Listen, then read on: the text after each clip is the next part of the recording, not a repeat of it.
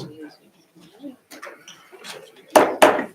accordance with Section 5 of the Open Public Meetings Act, Chapter 231, Public Law 1975, be advised that a notice of this meeting was made by posting on the bulletin board, town hall, and mailing to the officially designated newspapers a list of the meeting dates annually, indicating that this meeting would take place at the town hall at 7:30 p.m. on Wednesday, December 4th, 2024. Roll call. Allison Canfield, Here. Michael Cohen, Here. Deborah Nevis, Here. Srini Vijay, Here. David Cosgrove, Here. Michael Zion, Here. Gaspard Halper, Here. that's all.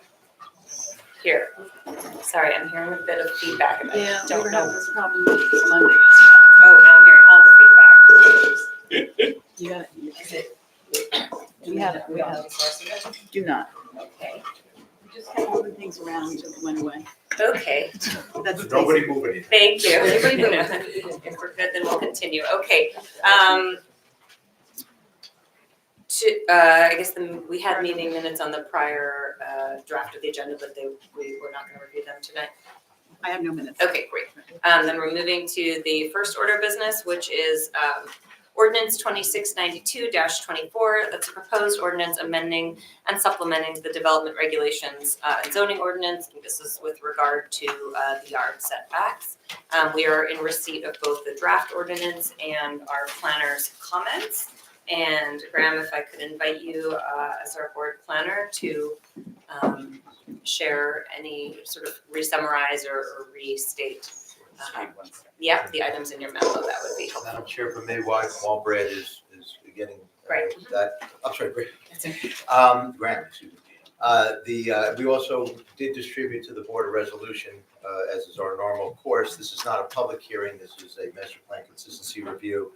And if indeed you find that the proposed ordinance is consistent with the master plan or not inconsistent or favoring double negative with the master plan, this resolution will allow you to adopt it and move that forward as a report back to the planning board. Thank you. Excuse me, the governing body. Rivet Township. Yep. And just confirming, this is 2692-24, correct? Yes. Yes. Yes, okay, perfect. So good evening, everybody, members of the board. My name is Graham Pedo, here this evening as the board planner. Before you this evening is an ordinance on referral after first reading and introduction from the Township Committee, ordinance 2692-24. And tonight, the planning board is to conduct a consistency review of the proposed ordinance as introduced. Would you like me to read the report that's basically the existing issues section, or just my findings or summary, or? I think if you just want to go to the findings and summary, Okay. unless anybody from the board, I think we were able to review them. Okay, very good. Yeah.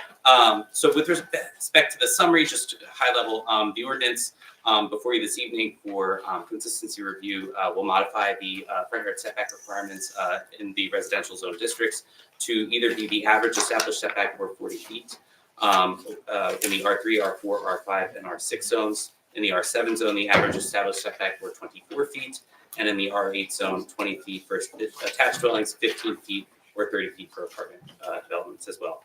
So with respect to the proposed ordinance's relationship to the master plan, the ordinance advances the following objectives and recommendations of the master plan reexamination and update. The first is goal number 1, to encourage appropriate land uses that promote the character of the township as a small suburb of the highest quality. Number 2, objective 1.01 of the master plan, to protect the character of established residential neighborhoods and encourage land use and development at an appropriate scale and density. That's on page 43 of the master plan.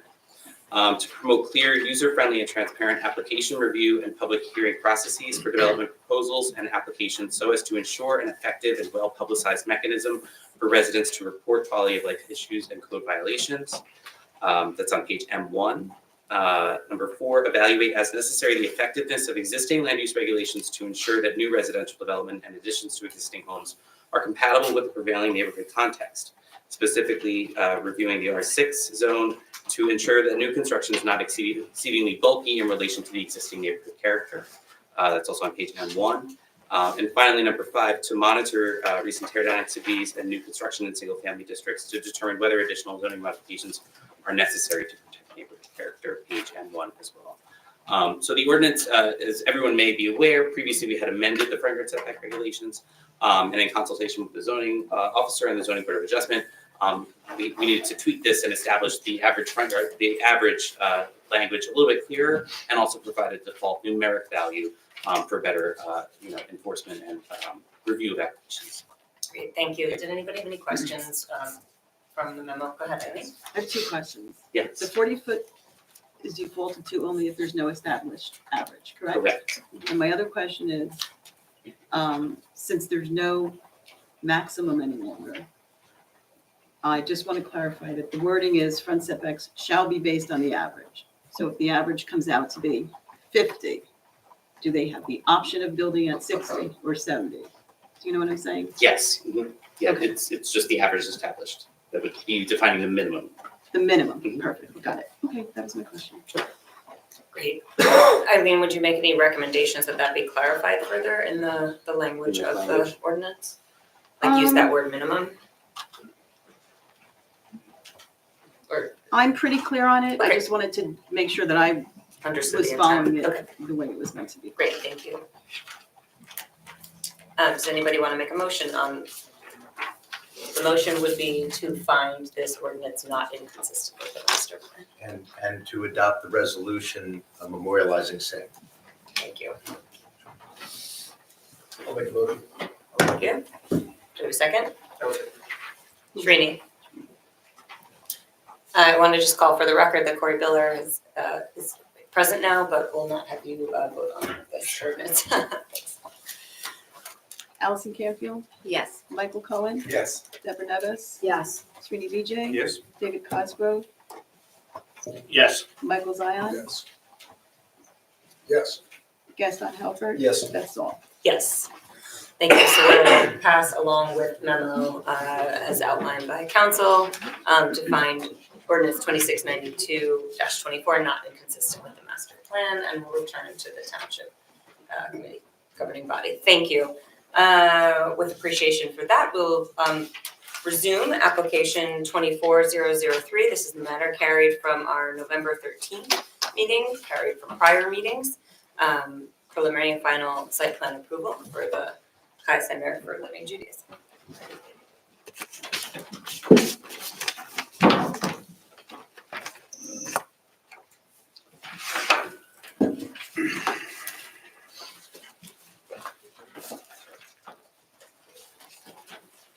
Good evening, Madam Chair, members of the board. Michael Levine with Fox Rothschild here this evening on behalf of the applicant, High Center for Living Judaism. We left off at our last hearing, having given some fairly extensive traffic testimony, and towards the tail end of the proceedings, we had received a couple of recommendations from the board's independent traffic consultant that we've had an opportunity to further investigate in an effort to try to take that recommendation into consideration. We feel that we can revise the plan in order to align our egress driveway, leaving the site going out to Old Short Hills Road, align that with Park on the opposite, on the eastern side of Old Short Hills Road, as opposed to staggering them. We've also reduced the egress lanes at that point from 2 to 1. And we had testified previously that part of the reason why we had come in with the original design was that we had had a stormwater management basin in that area of the site. In order to accommodate that, as part of our thinking for initially designing the egress driveway where we did. That was in fact the case. So in investigating this possibility, and in a moment, I'll ask the civil engineer to come back up to briefly review, with you a concept plan of what we've had to do to the site in order to accommodate this recommendation. We had to relocate and essentially redesign the stormwater basins in order to comply with all of the applicable regulations and still be able to fit everything on site and align the driveways. So what we'd like to do initially this evening is to acquaint the board with a concept plan that shows you these changes, both with regard to the configuration and location of the driveway. You can see conceptually on the plan where the underground basins would be located on site. You'll also notice that the play area has been relocated somewhat a little bit closer to the building, more directly across from the parking area, and a little bit further away from some of the residential properties, particularly those to the west, as opposed to where it was initially proposed. I think the board has already seen, if I'm not mistaken, that concept plan. We'd like to introduce it into evidence, show it electronically, and also, as we've been doing throughout, have a hard copy that we can mark for identification and be part of the record. And then, based on that redesign, Stonefield Engineering went back and did some additional field work, some additional traffic counts and studies to try to assess what that realignment would mean in terms of traffic at that location, levels of service, both current no build and build conditions. So, it was relatively short turnaround times. We were contending with the holidays, so we're trying as best we can to, listen to some of the recommendations that we're hearing from the board's professionals, trying to incorporate them as best we can, dealing with the holidays in the meantime. So ideally, we would have liked to get some of this information in front of you earlier, kind of doing the best we can. We understand we certainly do not expect a vote this evening or any formal action. So these things will be on file and available for the public certainly more than 10 days before the board is in a position to take any formal action. So in an effort to try to keep moving this forward, we're proposing to proceed in this way. And that's initially what I'd like to do, is to recall our civil engineer and our traffic consultant. Great, I know our attorney has a few questions just to follow up based on that statement, but before I turn it over, I do just want to express acknowledgement and appreciation for you hearing from the board and from the community and taking some time to make some changes to the proposal. That said, I think you have a few questions. Thank you, Madam Chair. Actually, one thing I wanted to do, unrelated to what you just said, just for confirmation on the record, I believe we already got this in writing if my recollection is correct. But the applicant has extended the time to act for the board through the end of, through December 19, the 14th, yes, which would be our next scheduled meeting after this evening, correct? That's correct, and that is in writing, has been submitted to the board secretary. Okay, so that's clear. With respect, just so I and the board and members of the public better understand what you just said in a nutshell, am I correct in my understanding that essentially you've aligned the egress on Old Short Hill Road with Park Road and relocated the stormwater basins underground under parking because they had to be relocated as part of the realignment? Is that generally accurate? It's generally As a proffer. Generally accurate as a proffer that will be supported through direct testimony, with, I guess, the minor qualification that there are some portions of the basins that are not entirely under parking, but they're underground. Got it. And just for the record, I believe the exhibit you're referring to was forwarded to our board professionals and actually may have made its way to the board members maybe hours ago, if. So it is essentially being an exhibit that is being presented for the first time this evening for everyone to see, and we'll, assuming it's introduced, will be part of the record. But do you have copies of it available, and/or will it be projected? I think you may have said it's going to be I projected. think the answer is yes to both. So we have hard copies available that I will distribute, and our Please save at least a couple extra for members of the public. And it'll be projected on the screen so that members of the public can follow along as well as board professionals and board members. And Eileen, if you could let us know where we left off the exhibit number. I was just going to ask you this. Come on, Eileen. That's what I'm going to go with. I don't have any. I can dig it back out. Then we can put on applicants. just pass these around, and there should be something over at the end. Leave out from to the public. Oh, no. Keep it sequential.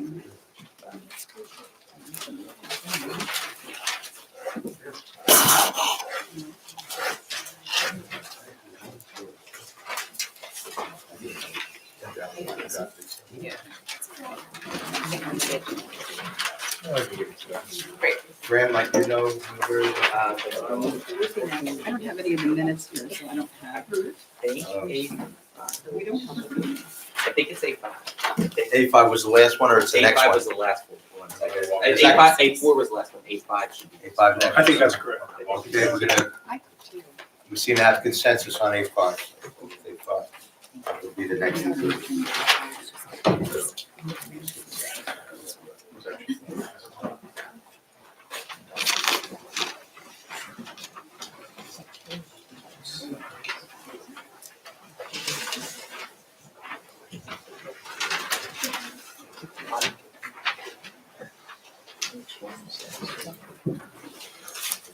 Okay, so I think folks have those hard copies. We've got an electronic copy. John, if you could stand up, reintroduce yourself, and would you like to swear?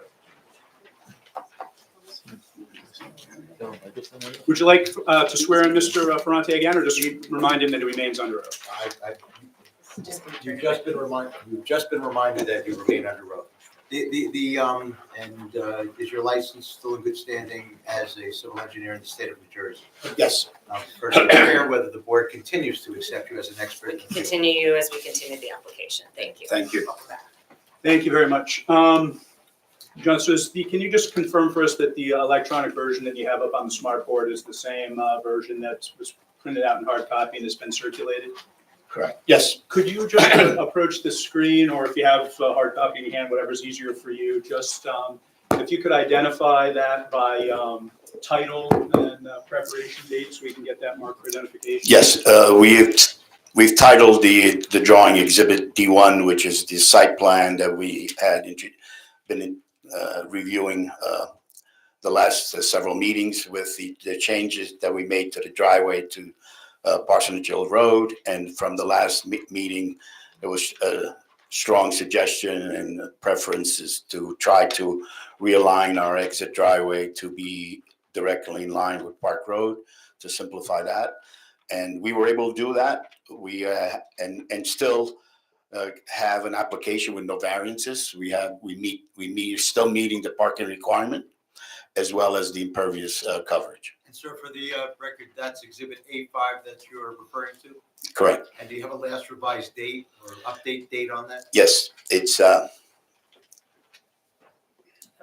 can't read it. 11:15. Yeah, 11:15. 24. Thank you. Second mic would have you. That's the first issue, revision is 12. You have a 12:3 revision? Yeah, it's gonna be revised. 12-3. Oh, I'm sorry. On the bottom, 12:3. Okay, it's the last revised date. Thank you. It's December 3rd, 2024. Good Thank eye, Michael.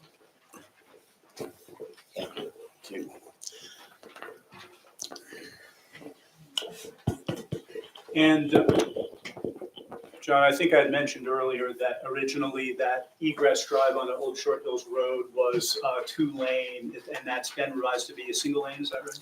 Yes, And I'd also mentioned that the location of the outdoor play area had been relocated. Could you just point out with reference to A5 where it used to be and where it's proposed to be located now? in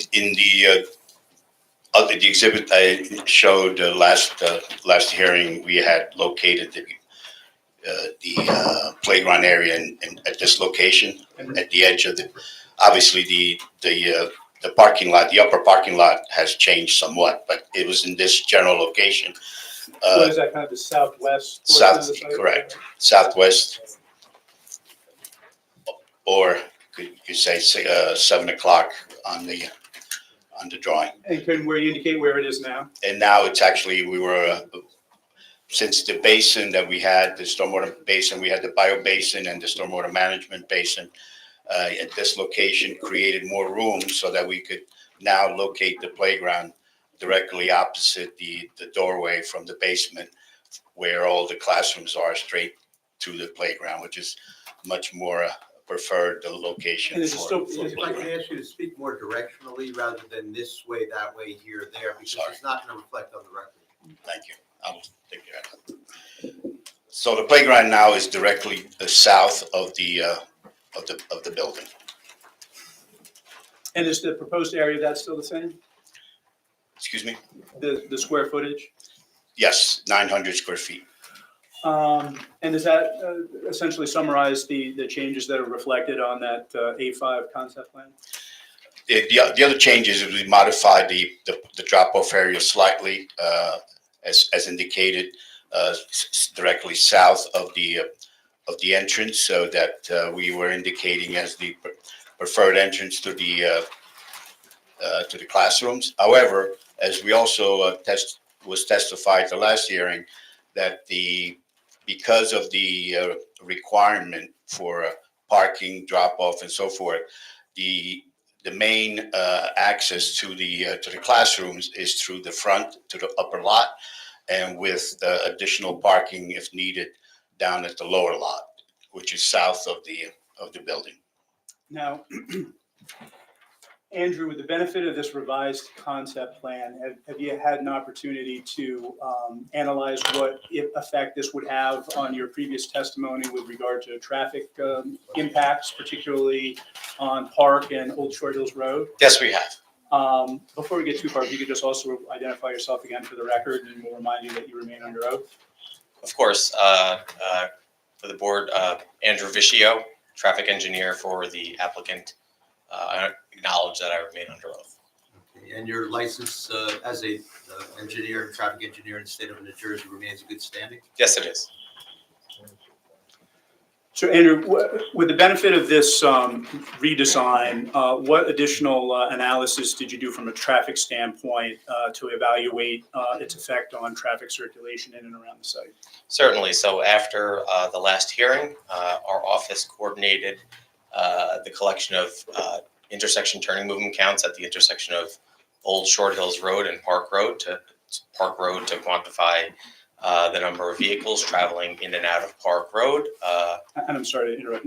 Mr. Warner, I had promised you I would do this again, and we apologize. We've been working as quickly and diligently as we can. Would have liked to have gotten copies of this report further in advance. I do have copies available to the extent folks want to try to follow along, but again, I'll leave them. They'll be part of our record. They'll be on the municipal website. And This is a updated traffic counts you're referring to, if I heard correctly? Yes. So But no, I'm sorry, before you, just to establish what document is coming our way, I guess it'll be Exhibit A6 for identification purposes. It's a new report. Was it provided to board professionals previously? it was shared with the board's traffic consultant. Okay, and where the board is just getting it now, do you have sufficient copies for the board members and at least some of the members of the public? I do. Okay, and is this something that can be projected on the screen or not? It's a two-page technical memorandum with the technical appendix with the raw data and the counts attached. I mean, it's really just kind of a narrative report. I don't know that it's particularly helpful to be on the smart board. But if it's not, I'm not presenting the case, but if your proffer is that it will be available after this evening for members of the board to actually digest, members of the public to actually digest, we'll proceed accordingly. Yes, and that is. And as a My follow-up problem. question, when was it shared with our board's traffic? today. Today, okay, thank you.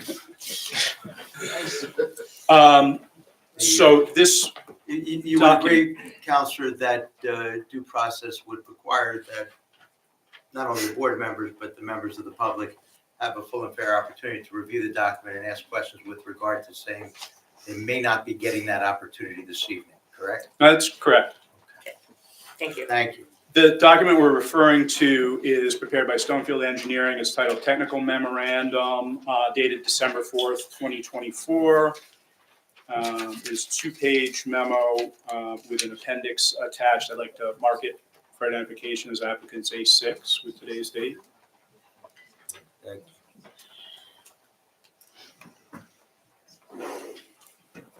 So you're planning to testify to today, but there will likely be questions, maybe some today, but also maybe some in the future once we Completely understand. review. Fantastic. And Counselor, you'll agree that members of the public should have an opportunity after this evening to also ask pertinent questions with respect to the new site plan exhibit that is provided and being testified to today as well, correct? Yeah. Thank you.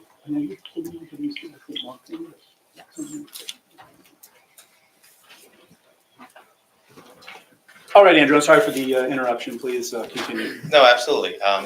As the board is just seeing, and of course, as the board's professionals are just seeing, since our last meeting, our office conducted traffic counts at the intersection of Old Short Hills Road and Park Road. Those traffic counts were conducted the week prior to Thanksgiving on a Wednesday. when schools were confirmed to be in session. That data was utilized to perform an updated intersection capacity analysis of the aligned intersection of the egress-only driveway for the proposed site with Park Road and Old Short Hills Road. That is the focus of the technical memorandum, consistent with engineering best practices. We looked at the existing condition, a future no-build condition, and a future build condition with the proposed development. In the build condition, all movements from the minor approaches, the site driveway and Park Road, are calculated to operate at level of service E or better during all of the study peak hours, which is an acceptable level of service based on industry standards and also by the New Jersey Department of Transportation. Furthermore, in addition to level of service, our analysis also took a look at queuing at both the site driveway and the Park Road approach to Old Short Hills Road. And the calculated 95th percentile queue length is one vehicle during all of the peak hours studied. Again, this was submitted just today to the board and its professionals, Mr. Fishinger. So he will have the time after this meeting to review it in more detail. And of course, I'll be available to answer any questions at such time. Thank you. I just want to restate the quest, or just restate, just to make sure I'm understanding it. The two, when you say minor approaches, you mean coming westbound on Park towards Old Short Hills Road. That's the one that you studied, and you said it would only get to one car queuing at a time, and then, okay. And then the second approach is? The eastbound approach of the site driveway. Okay, which currently doesn't have building on it? In the build condition, the calculated 95th percentile queue length is one vehicle. Okay. Thank you. Okay, I didn't know if you were talking about observation or you're talking about the build condition. Got it. That's a calculated future build. Thank you. Okay, thanks for clarifying.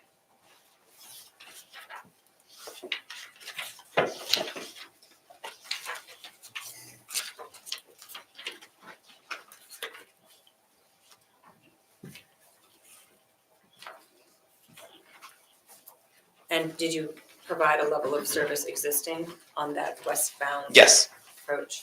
Because you said it will be E in the future, correct. and it is. So right now, there are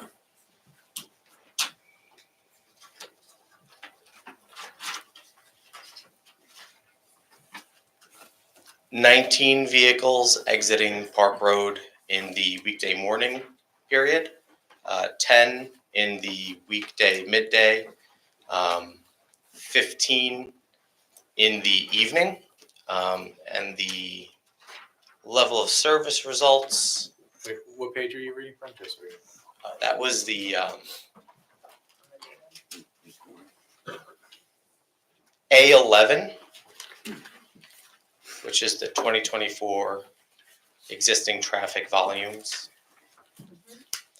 You'll notice that we are showing volumes for Saturday. We did not go out and count Park Road on a Saturday, given the weekday was the critical time period of the analysis. Mhm. However, for the purposes of the intersection capacity analysis, we assumed the highest right turn or left turn coming out of Park Road and used that in our analysis. The highest peak hour volume to provide a conservative analysis. The level of service in the existing condition in the morning for the westbound approach of Park Road is level of service D. In the existing no build condition, when you introduce the opposite leg, we're calculating a level of service of E. And the reason for that is twofold. Wait, can I clarify? You just said the no build, but the no build wouldn't include anything opposite. The no build does not include anything opposite, and the build with, Includes a development. yes, Okay, so if you were not to build anything at that site, level of service D, it would stay at D. Okay. correct. Okay. Correct. With the introduction of the opposing site driveway, that goes from level of service D to level of service E. Okay. And the reason for that is twofold. One is it's, of course, there is traffic leaving our site that may use some of the gaps in traffic that are now exclusively being used by Park Road. And also in the highway capacity manual, the amount of time that is that motorists take to enter the road to make a left turn or right turn, the default values are less for a T intersection, which it currently is today, than a 4-leg intersection. So right now, the highway capacity manual says that it requires a 6.4 second gap to make a left turn from Park Road to Old Short Hills Road. When you introduce that 4th leg, you require a 7.1 second gap. Now that's the default value is not calibrated, but so it's the combination of volume and that factor, which is why you're seeing an increase in delay from level of service D to level of service E. And that's the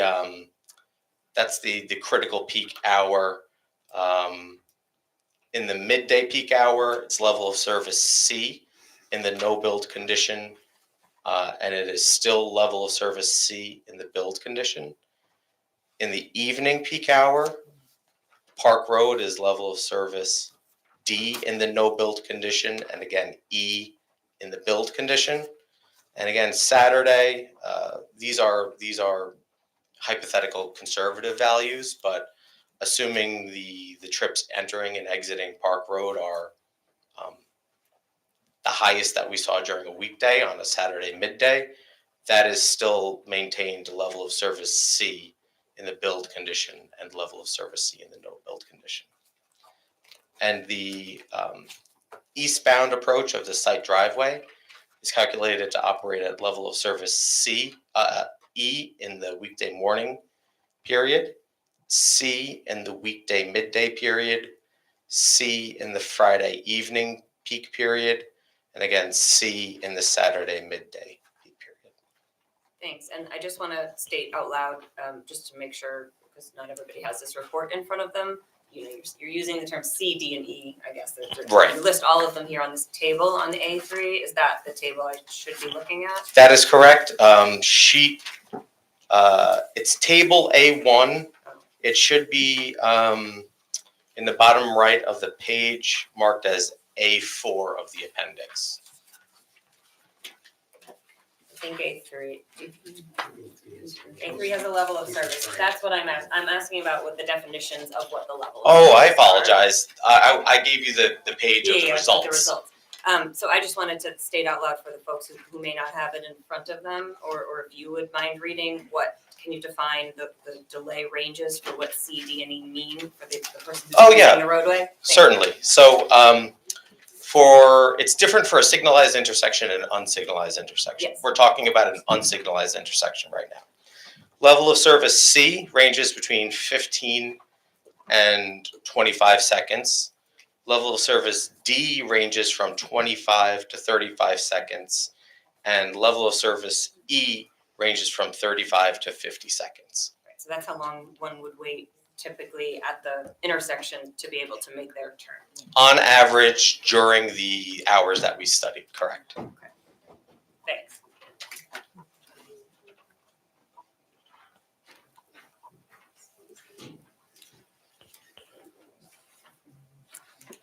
Anybody have any questions about that or what we're doing?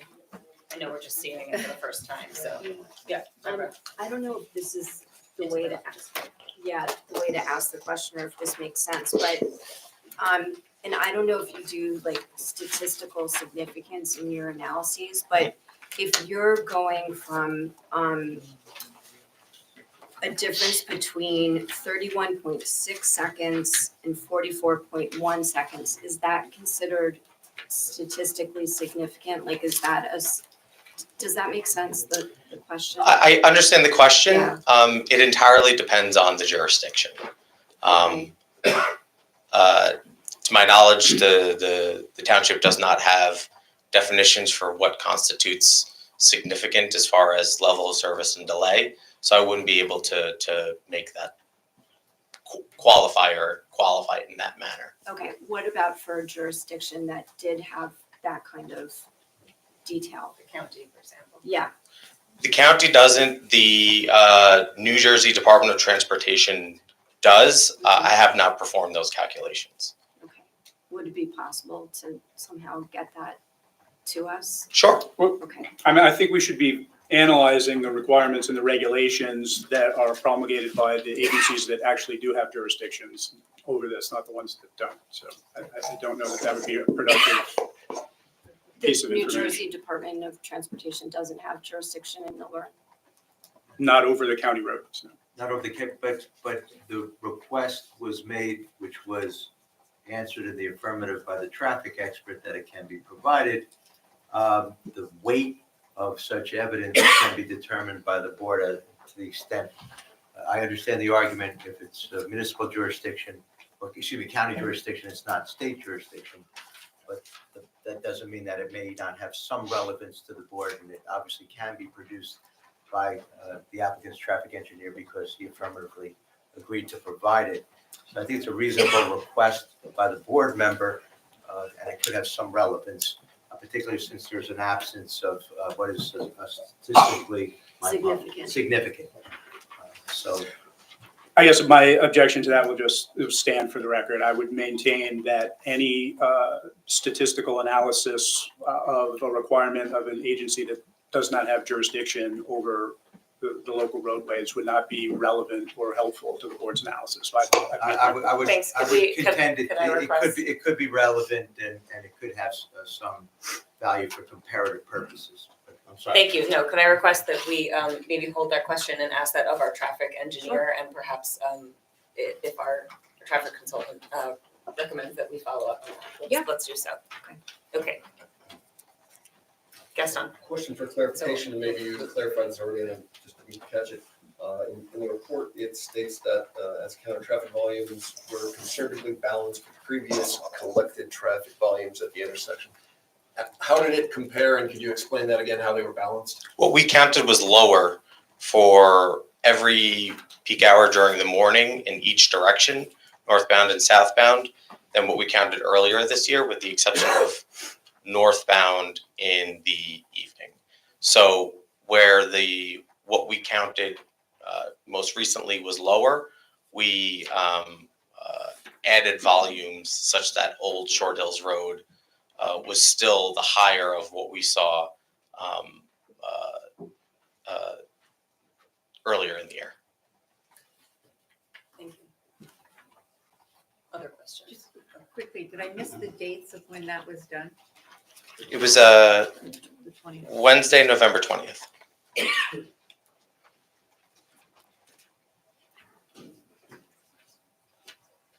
Thanks.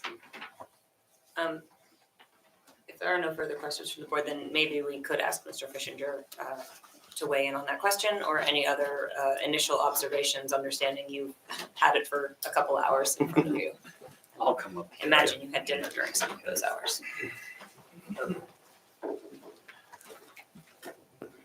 So, Please introduce yourself. sorry, Joe Fishinger with Brightview Engineering. And yes, I remember I'm still under oath too. And you remain the independent board traffic engineer consultant. Thank you. Yes. So first to deal with what we call level of service degradation criteria, the state sets a requirement without getting into too much of the math. It's basically you're allowed to reduce the delay by 25% of the difference between no build and level of service F, so that the state allows you to use some of the existing capacity and a new application, but not all of it. I'm sorry, between no build and level of service? And the level of service F threshold. F. So Okay, it's, thank for an unsignalized intersection, that's 50 seconds. So if you had, so if the no build was 34 and the full build was 50, that's a 16-second difference. The state would allow you to increase by 25% of that, or 4 seconds. The state also, and I'm sure Mr. Vecchio will chime in with this, the state also has a threshold that they don't even have you look at an intersection unless it's impacted by 100 trips. So that threshold, while that is the threshold, the state wouldn't trigger a review by the state because the volumes from this site aren't high enough for it. So that's something you have to weigh in with the information is, yeah, the state has that criteria, but the state also wouldn't be looking at the intersection in the first place. 100 of trips over what time period? That's in 1 peak hour. 1 peak hour, thank you. And I don't believe this site generates 100 trips in 1 peak hour total, yet at one of the 2 driveways. And then since I'm up here, Andrew, I don't have too many questions as like everyone else. I just saw this today. There's one thing, can you comment on the parking at all? I know we had discussed this over the phone earlier. What happens with the interaction between Park Road and your site? Is it anticipated that people can drive straight across Old Short Hills Road, or how is that going to work?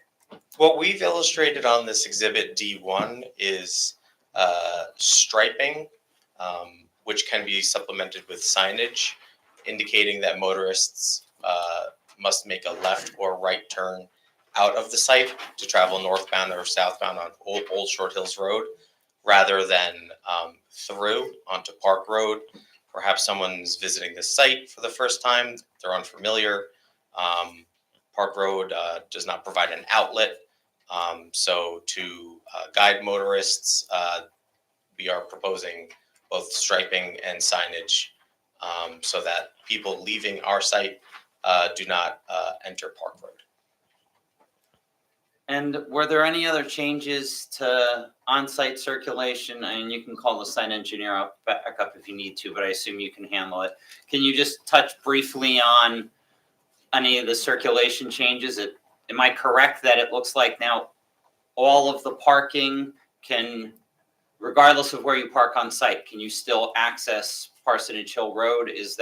Am I reading the plan correctly? Yes, thank you for pointing that out. I'm going to refer to the bottommost drive aisle on this plan. Previously, it was not possible to traverse to travel to the west from this lower parking area. Now it is possible to travel to the west from this lower parking area. So the lower parking area has the same ability to access Parsonage Hill Road as the upper parking area. So essentially people can more freely travel throughout the site. Those are all the questions I have for now. As I said, may have more once I've had a chance to digest everything in detail. I appreciate it. Deborah, do you feel your questions answered regarding the 25% Yeah. of what is allowed? Yeah, I mean, I understand that, the state requires 100 trips, but I think if you're a resident of Park Road and you're sitting on Park Road trying to turn left or right out of your street, then what the state requires may not have a lot of meaning because you're frustrated trying to get up or down Old Short Hills Road. So, I can appreciate that. Mr. Vecchio, can I ask you a question on? Sure.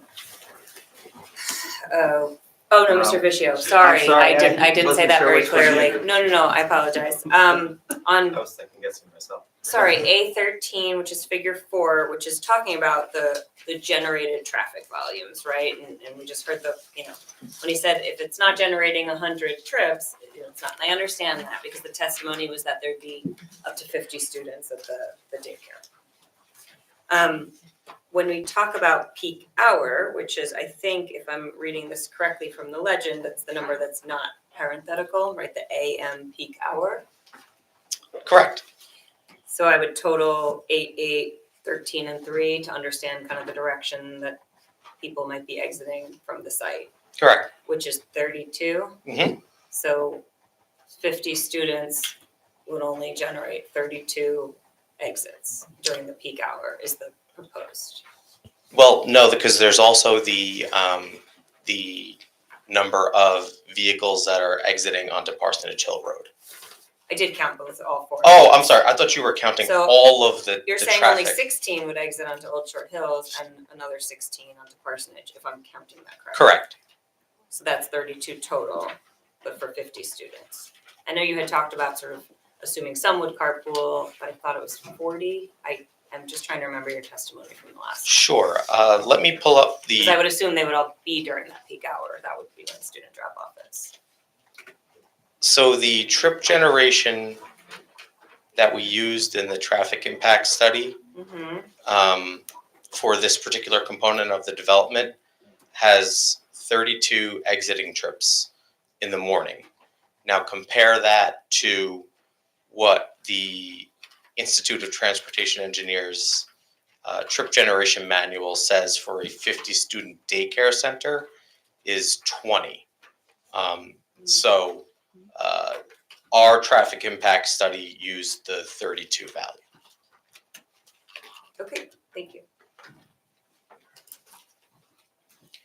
Almost over. Look, I just had if I may, Madam Chair, and I apologize for going before you, but you reminded me when I heard about the testimony with respect to 50 student maximum. Am I correct in my understanding that the applicant was considering, and if so, is the applicant stipulating to such a 50 student maximum for the operations of the school? Yes, and my understanding, this was another, I believe, recommendation of the board's traffic consultant, and my understanding, and please correct me if I'm wrong or confirm or clarify, but the applicant's understanding of the recommended condition by the board's traffic consultant is that since our testimony and our traffic studies were based on 50 student population for the preschool, that in the event that that population should exceed 50, that there would be a requirement to come back to the board with additional information and studies and informed by recommendations from the board's traffic consultant, just to ensure that the site still continues to operate safely and efficiently, and the applicant will stipulate to that condition. Yes. Thank you. I very much appreciate it. Yeah. So that was understood, that they will stipulate to a 50 student max. Thank you. If I may, Madam Chair, on the return under that. Wait a second, they said They if didn't it say. changes, they'll come back. That's right. Yes. They didn't say that they would stipulate. That's correct. Limited, right. And under such circumstances, Well, unless they would stipulate to 50 maximum, unless they are, and if they would like to change it, they would come back. But- So for current, if we are to approve it, we would approve up to 50. right, the question is this, under that scenario, for the benefit not only of the public or the board, even the board professionals, what do you envision coming back for? Amended approval, Yes. which approval potentially could be denied?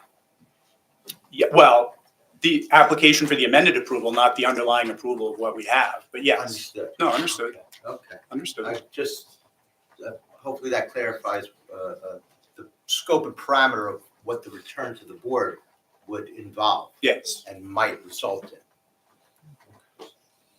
in. I'm sorry to interrupt. Okay, David, you have. Just a quick question, clarification. The 50 limit though, is that just for preschool or is that for other school children that would be there? Just for preschool.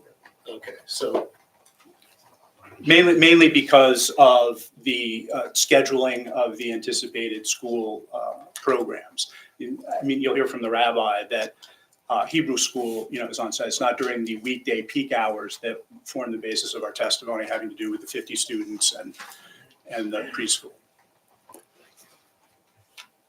And with respect to the testimony for Hebrew school, or called non-preschool students, your testimony addresses it with respect to a certain anticipated number of students. Yeah, we haven't heard that testimony yet, but yes. Right, okay. It's different number, different days of the week, different times of day. And that's to be heard. Yes. Thank you.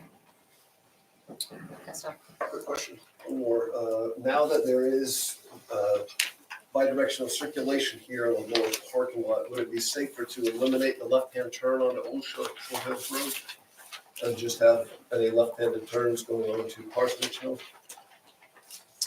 If adequate site distance is provided, which at the prior hearing, we did provide exhibits with those site triangles, as long as adequate site distance is provided, I don't think it is unsafe for those left turns to occur at that location. Right, yeah, my question is safer, not unsafe. So I understand there's adequate site distance, but eliminating that left-hand turn is safer than keeping it if you don't necessarily need it. I wouldn't say that it's safer. I don't want to give the indication that any of the movements are unsafe. Again, okay, gotcha. Unsafe. Got it. I don't know who could, Mr. Bishio, I guess you're here, you couldn't testify to the topography, like the levels at, like, we used to be talking about upper and lower parking lot, are we still talking about that, or what's happened to the level, I guess? That might be best handled by Okay. my colleague, Mr. Ferrante. the grading of the site. Okay, do we have other traffic questions? I want to get this question answered, and then we will, I think, go to the public shortly, but. Again, I'd just like to reserve that once we have a chance to review it. Yep. Thank you. Again, recent confirmation, both witnesses, if not all three witnesses that are anticipated this evening with respect to these new exhibits will be returning for further questions by board members and potentially members of the public, correct? So, yes, they'll be available for that. Thank you.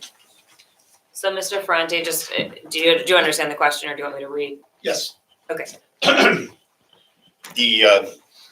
Again, just to redefine Thank you. the elevations. The elevations stayed relatively the same, and they haven't changed because we have to meet the existing grade at Old Shore Hills Road at the driveway, so that elevation has to be maintained. Similarly on Parsonage, but the basement is at elevation 314. The basement elevation. So in essence, the elevation of the driveway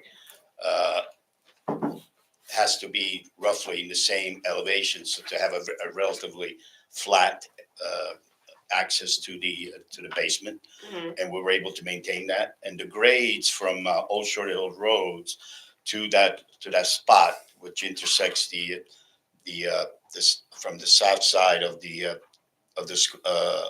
building, the basement.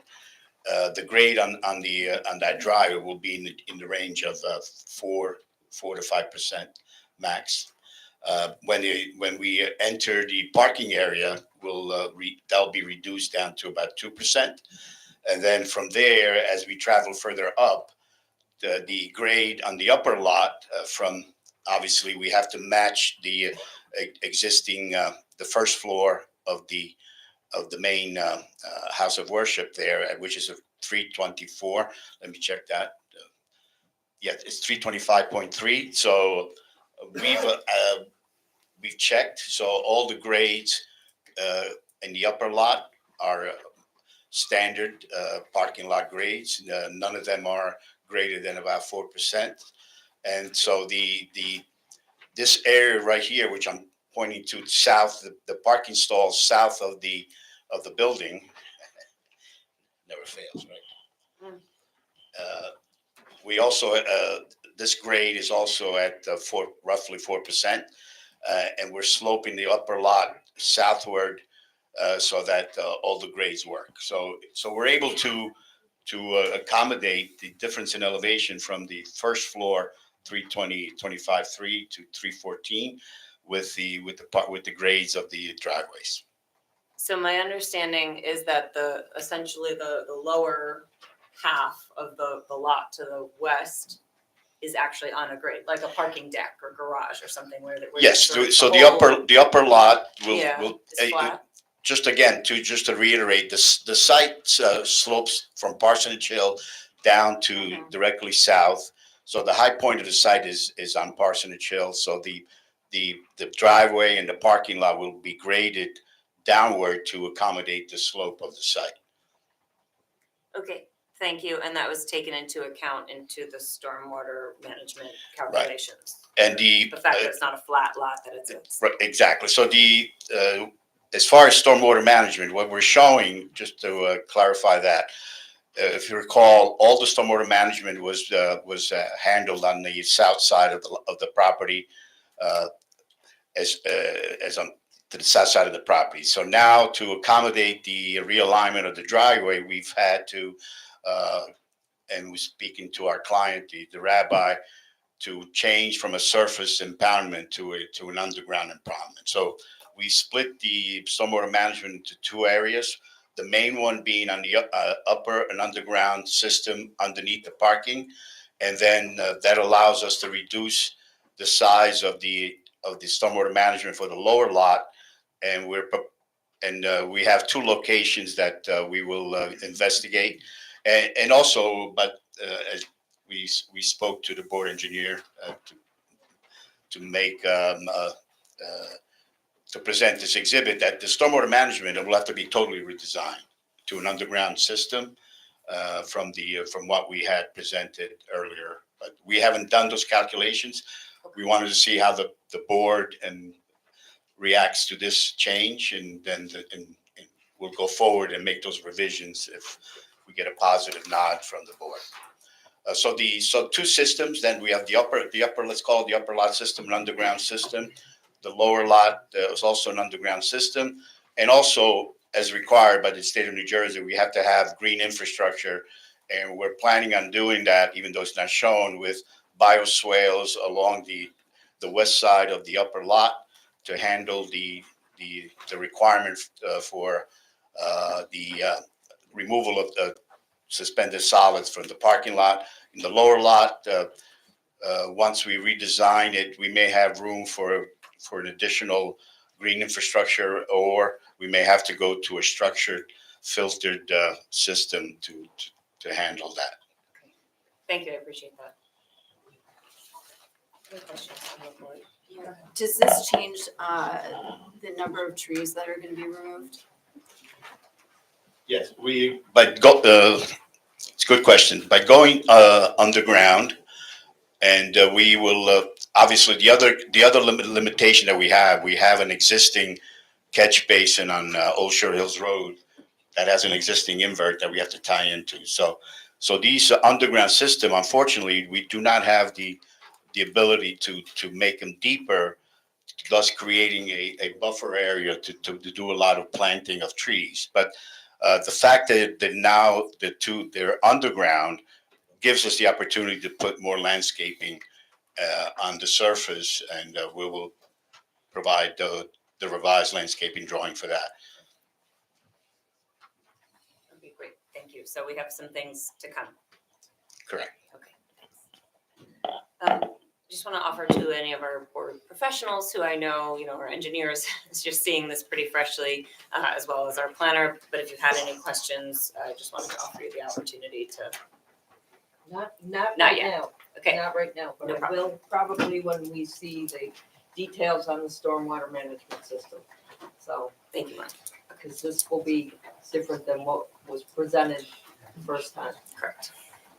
And I just wanted to ask a clarifying or confirmation question that the more detailed drawings will come with updated bulk schedule as far as coverage, all those things. So we'll get those in advance of the next. Yes, we will be resubmitting all the drawings again with all the changes that we're proposing, that we're discussing, to the board and to the professionals. Okay. For their review. Thank you. That'll help us here. Question, question, Yeah, and then, yeah. If I may, so last time we discussed putting, maybe it was previous time, putting everything underground, but there was a regulation that was preventing it. And now you said that we're gonna have swales along the side. Could you tell me or tell us why, like how it's gonna be filtered now versus how it was being filtered before? And where exactly The swales are gonna be on the west side, you said, or east side? Yes, we are, obviously, for green infrastructure, you have to have, there's several best management practices that the New Jersey DEP allows and requires.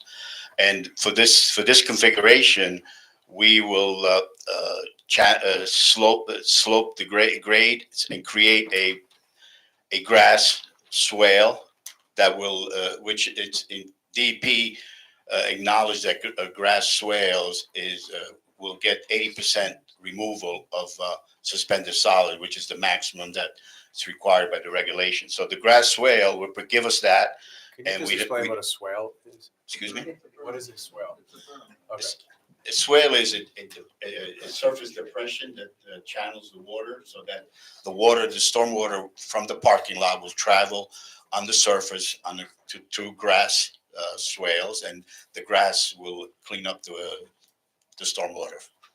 And John, I think there was testimony at one of the prior hearings, and you testified, as I recall, that in answer to a question that dry wells would not be able to be used at the site, and there's too much drainage that has to be handled in order to use dry Correct. wells. What you're proposing here, are those dry wells? No. So is that testimony still consistent with what you're showing here? Correct. Also, if everybody could try to use the microphones, including myself, we have a court reporter, but to the extent this is being recorded, I believe as It's well. on YouTube, it's being projected. So, and for members of the public, so everybody can be heard clearly. I don't know if I answered your question. Yes, and just continuation of it, so how is it being filtered now versus how it was previously? Previously, if you recall, we had a bio basin here. So we had channeled all the water to the bio basin. The bio basin provided that green infrastructure requirement to treat all the water from the site. Not only the upper parking as well as the lower parking was channeled to the bio basins. Now we're splitting it. So the upper lot will be cleaned up with the swale. The lower lot, we most likely will still like to use green infrastructure vis-a-vis a bio basin. But if we can't, because of restrictions of room and the limitation that we have for the invert where we're tying in, we'll use structured filter systems to clean up the water that way. Even if it's underground, it'll still be filtered? Yes. And are the discharge rates gonna be the same?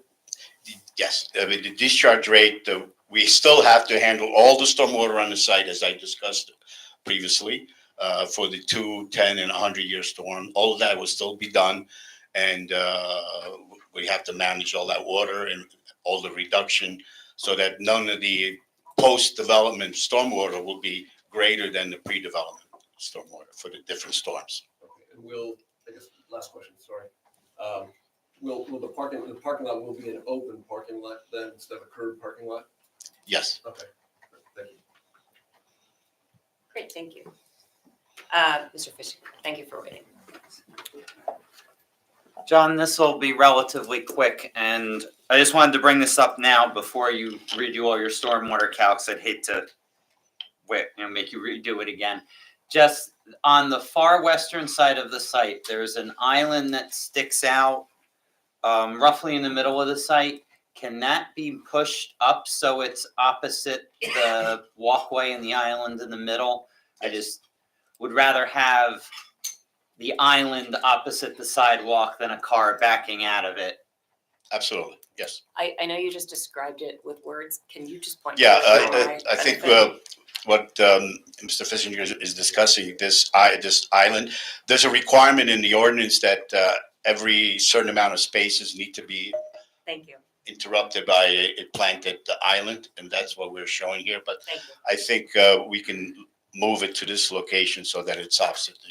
Yeah, I'd just rather, it ends up being the same number of spaces. It would just be 9, 5, and 8 instead of 10, 4, and 8. So it would not require a variance relief from the ordinance because it would just be a relocation, still conforming with the ordinance as to the location of the islands breaking up the spaces. Yeah, I can't quote the ordinance chapter and verse, but I believe you can't have more than 10 spaces without some sort of island. So I'm just asking that they move it so it's still less than 10, just this way we don't have a car backing out into where someone's walking.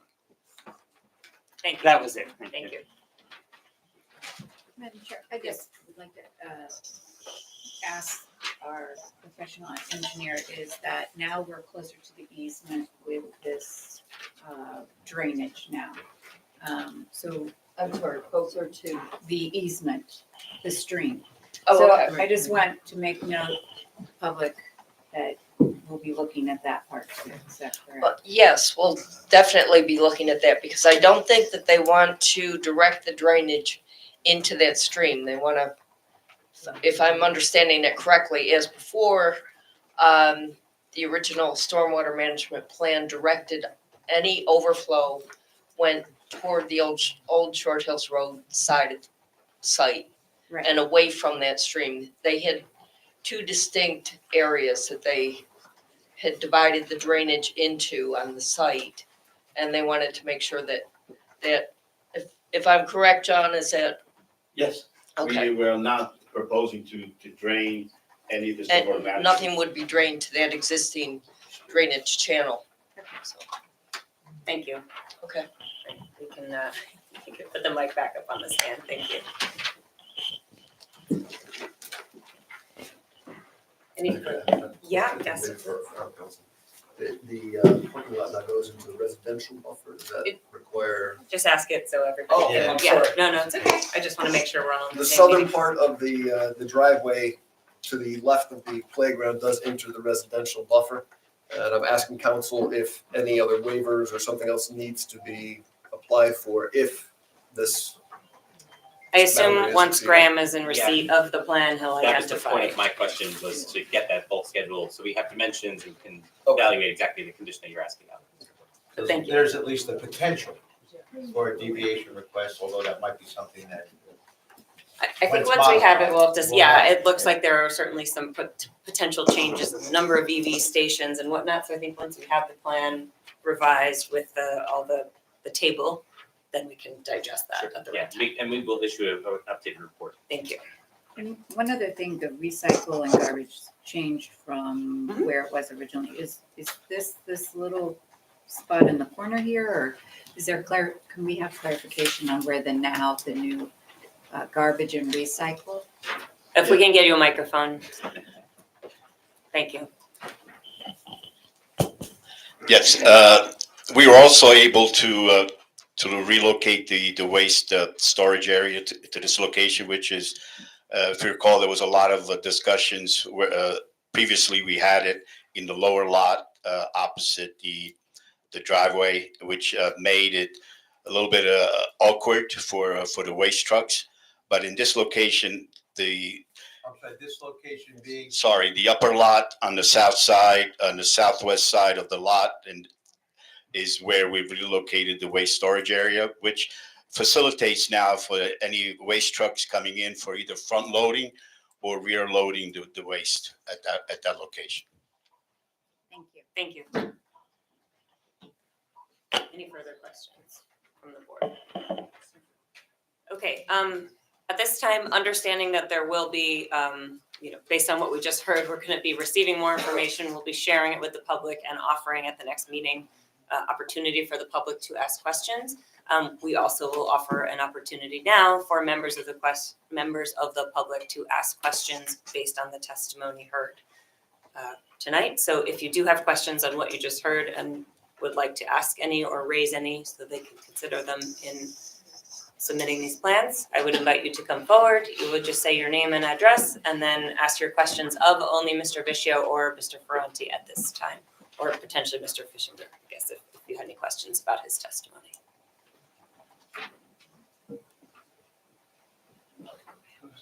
And if, again, as we noted, we will have opportunities to ask questions at the next meeting as well. Good evening.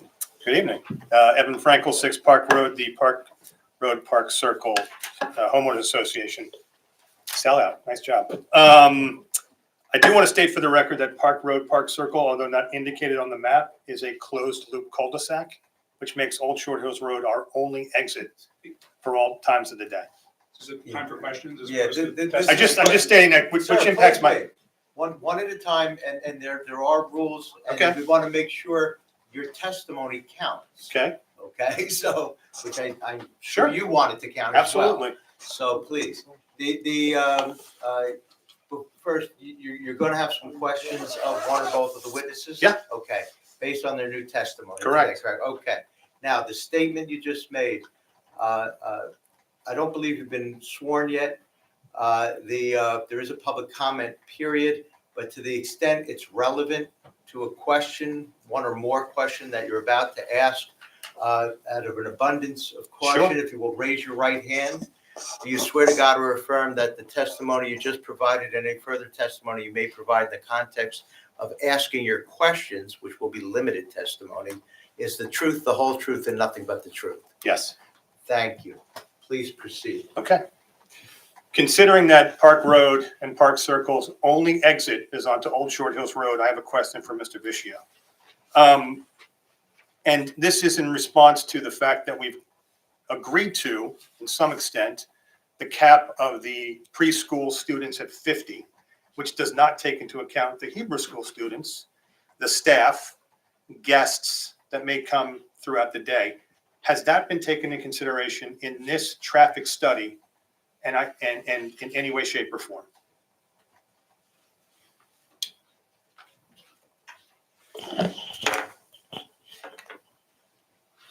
Yes, and we made an effort to detail all of the components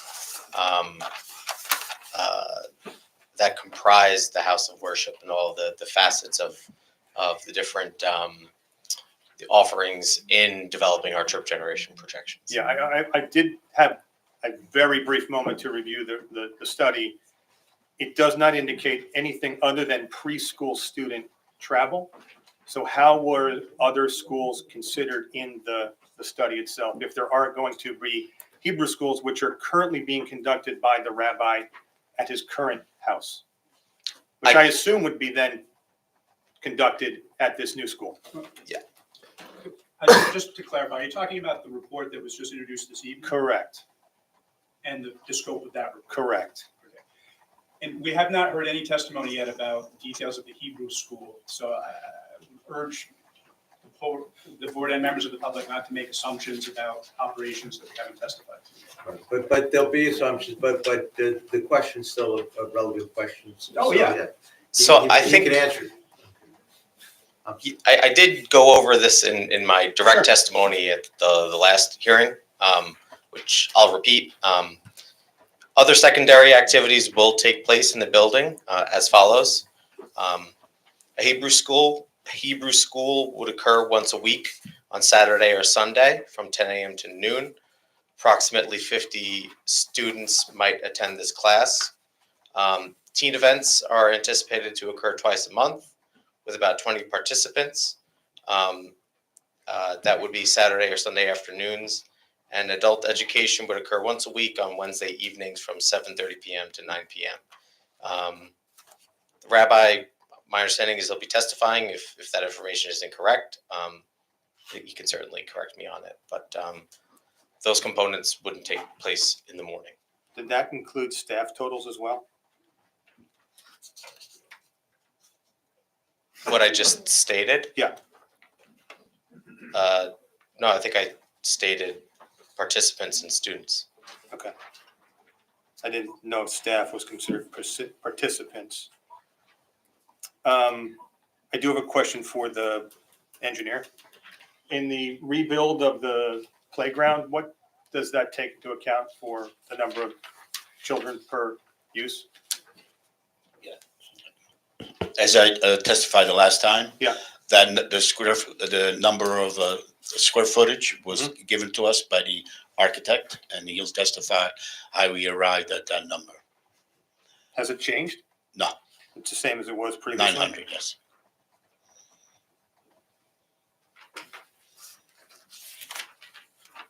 Okay, thank you very much. I appreciate it.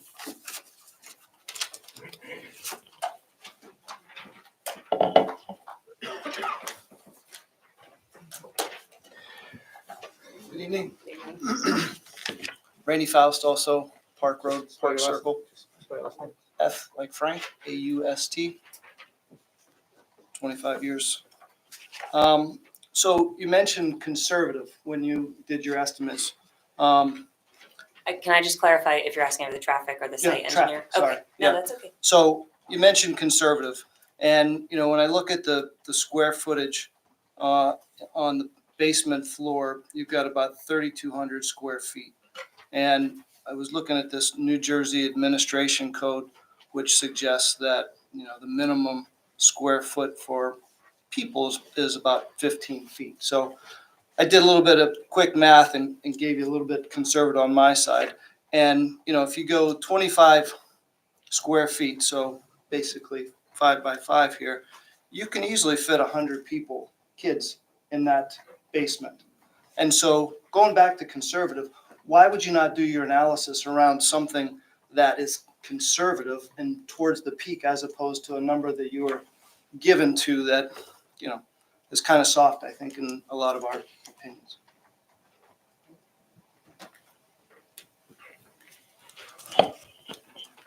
The applicant made a decision to program that particular use for that amount of students, which they have the ability to, and I think council addressed it as well. With that, Ben, also the applicant has also stipulated on the record that in order to address that specific concern, that they would accept as a condition that cap at 50. So you don't have to make a conservative assumption. You don't have a hard cap Yeah. that the study was Yeah. based on. We can rely on. No, I hear you, and he's abided to a lot of rules over the years, so. I'm To follow on, Questions. so the second question is, those classrooms, I'm only talking about downstairs. I'm not talking about the third floor, which has another 1,600 square feet.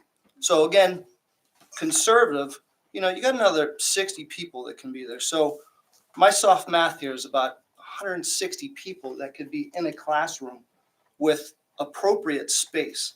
And so that's 3 times the 50 that you're putting out there. And all of your math is built around 50. So, you know, I would love to see your math, you know, like a Monte Carlo simulation. Throw it out at 150 and let's see what it looks like. So I'd love to see that next go round. So great timing on you know Wednesday, the day before Thanksgiving, when schools were in for a half day. I'm just giving you a little I color. just want to make sure it's a question. So, Madam Chair, I could repeat if you didn't understand Yeah. that we do have rules. Yeah. This is a quasi judicial board. Okay. Quasi judicial meaning like in court. okay, And we have to abide by those rules, all of us, including members of the public. Decorum's Great. important.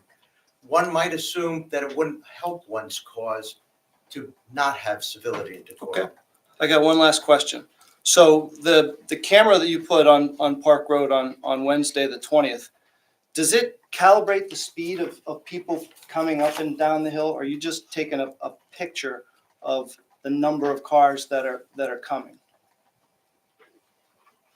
Just count, not speed. Right, okay. So then, you know, you have these seconds in here, like 6.4 seconds, 7.1 seconds. What are those again?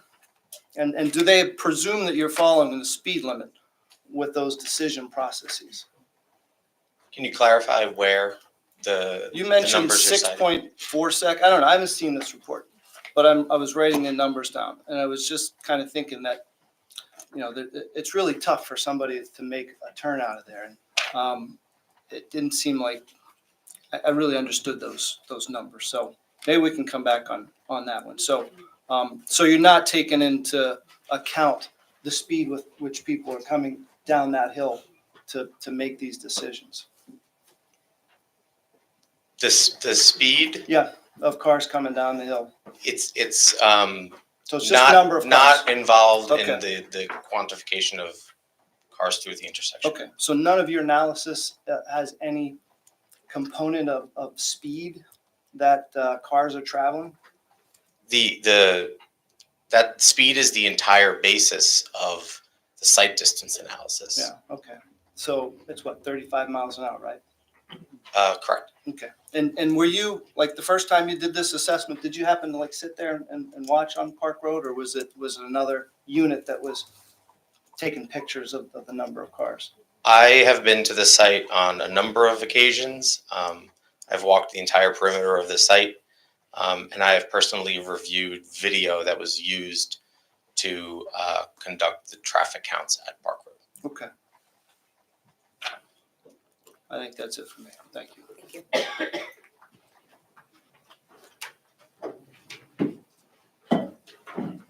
Any other questions before we move on to the next? Okay, great, come on forward. Good evening, everybody. Good to see everyone again. My name is Natalia Tashirina. My surname is Aashirina. Sorry, and I live on 20 Park Road. So I have two questions, and my first question is regarding the new map, and if it might point out something. Can we have her have the microphone so we can I'll be, take it. either one, I don't know. There's one right on the table there. Thank you. I'm a bit quiet anyway. So you propose a playground right here, and the entrance to the Park Road happens to be now right here, right? So we have, unfortunately, around 15 kids under the age of 8.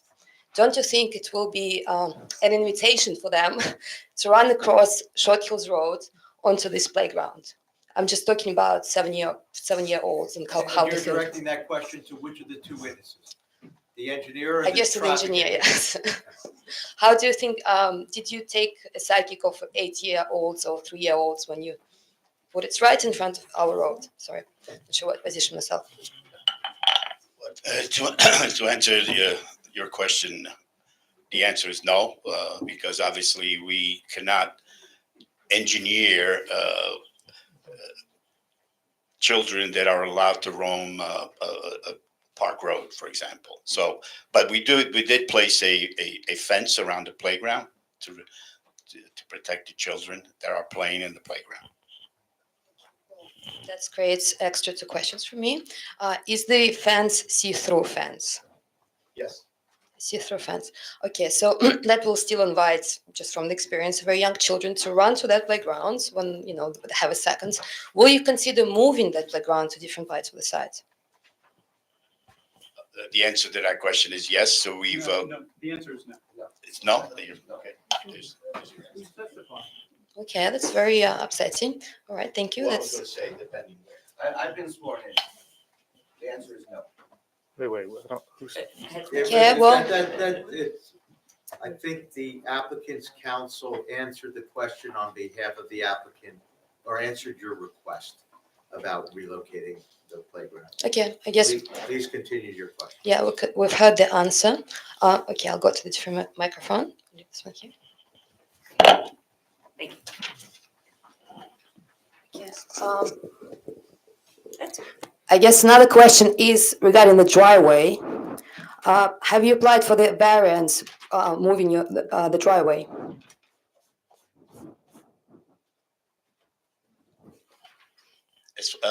Don't understand the question. Could you repeat it?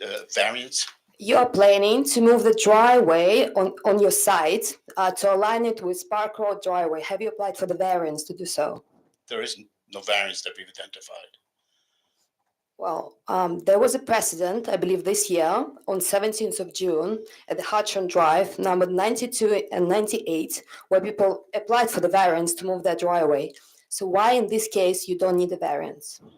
But applicant's counsel, do you wish to address the question? And I may also help, because it may not be perhaps a full understanding of a variance for one driveway on one site that might have been necessary, as opposed to whether or not one is required here, which I think the testimony from our board planner was, we don't know yet what, if any, additional variances are required by this proposal, because we haven't gotten those plans yet.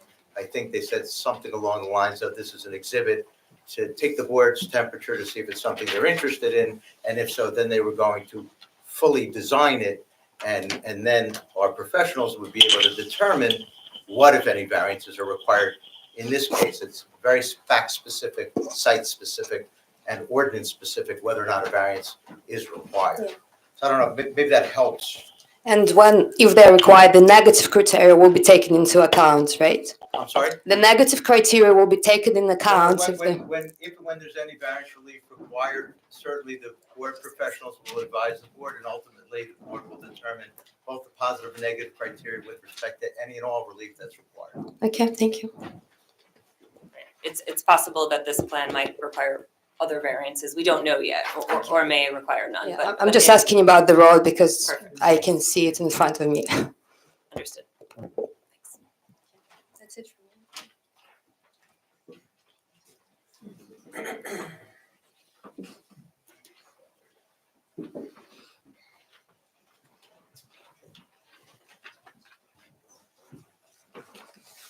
Christine Best, 15 Fairfield Terrace. So I have questions. I'm going to try to stick to the engineering questions first and then the traffic. Okay. If that's okay. So, I wanted to ask on the new plans, and is there Belgian block or some type of block to the end of the driveway structure on asphalt? Sorry. Oh, take your time. To keep the water in the driveway, or have it, geared towards wherever the wells are going to be in the driveway? Sorry, can you repeat the question? Oh, sure. Do you have any type of Belgian block outlining the driveway contours or edges to make sure that water does not run off onto the grass, particularly towards the Caps property? And I wanted to also ask about where the placement is of the driveway drains. Are you having, channel drains on the side to capture water, and has everything been pitched? Or are you pitching it sort of centered into the driveway with multiple drains? How is that going to work? Yeah, obviously, this exhibit does not show all the catch basin that will be required, but the answer to your question, we do have curb at the edges. Okay. And then there'll be catch basin to direct the water to the stormwater management. Approximately how many catch basins or linear square feet of catch basins do you have? The number of catch basins, I can refer back to the original design, which it had all the catch basin, but in essence, there'll be sufficient amount of catch basin to be located to direct all the stormwater as indicated to the stormwater management unit. In this particular case, the upper lot and hopefully one of these two locations for the lower lot. Madam, if I may. We're hearing questions now, asking for testimony as to the number of linear feet of catch basins on the property. At what point do we reach the stage where the questions are of such minutia and of such marginal relevance that it does not make sense to continue along this path for hearing after hearing after hearing? Well, we will allow members of the public to ask questions, but I think what we did also hear is that they will be submitting it and they will be calculating it and then sharing it for us to digest. So I think you're asking some questions about something that they've already said will come. Okay. But and I want to allow her to ask I questions. apologize. if she has. It's a lot of it's very vague, and Understood. I do think the public has to understand, because if you pop a couple of drains in the corner and the driveway is not pitched accordingly to that point, and we have no idea whether then the water, and there's not curbstone, then the water could just blow off the side and go right into the Right. Caps Right. property. But thank you. So I Making a think what we comment. heard was that Yep. they will submit it and then Okay. our engineer Mhm. will review it before the next meeting. Maybe it'll be helpful for everybody to understand that the questions of the civil engineer and the traffic engineer with respect to what was presented tonight in sort of a conceptual way that we understand is going to come back in a fully designed way. The question should be the conceptual questions, recognizing that you will have an opportunity once the fully designed engineered plans come back to us I thought with these were. regulations, then you can ask those more specific questions. I'm You- sorry. So you can. So I get all thought this your was the questions last answered. time to do, actually, I thought the last meeting was the last time for engineering No, questions, because so they that's changed, why I'm if I may, confused. they Yeah, changed I their didn't know. plans, and that I know affords that. you another. I can see that. And, right, I'm helping you. So that they changed their plans, and they are now required to come back and explain those changes through the same witnesses that they have before, I'm aware of engineer, that. traffic, operational. And they're doing it in essentially two phases, that I'm paraphrasing. Mhm. They're doing it conceptually to see if this is something the board, these changes that were requested to some degree by board professionals, are something that the board is interested in. And then they've said that, assuming they get that, they're going to come back with the details So the linear feet and those detailed questions Okay. are excellent questions that you will have an opportunity to ask when they come back with all the information from which Okay, you so can see. I'm gonna have the opportunity to ask more engineering Again, questions. absolutely. Okay, I was But, unclear on so that. that's why this would be sort of the more You want conceptual high level? questions, high Okay, level, I'll do my best and to edit this up. Sure. Overall, you talked about the swale placement, and I do think that's important, and I understand clearly what a swale is. And there's the sort of underground water flow patterns that you've already talked about. But I wanted to understand, are you constructing that swale in a manner that it's not just a little dip and then blowing off towards the CAPS property? Is it going to be sort of contained and taken down to the point that you discussed? I just want a yes or no answer to that. Yes. Thank you. You talked about the bioswale, and I understand what bioswale is. So you're using it not to filter out solids. It's just going to just be a retention water thing, No, correct? the bioswale does filter solids. Okay, It's, in fact, it's one of the preferred method that DEP uses okay. for filtering parking lot stormwater flows. So, and we're gonna be dumping that on the lawn, correct? It wouldn't, dumping is not the right word. It'll be directed to the Gradually. swale, then captured Okay. and directed into the stormwater management unit. I noticed on your plans, the well, is that going to be decommissioned in some way, and how would it be decommissioned? As I think I testified that the applicant, our client, wanted to salvage the wells to use it for irrigation. Oh, so it's not going, because I think the environmental group had recommended decommissioning it from the report I saw. That's correct.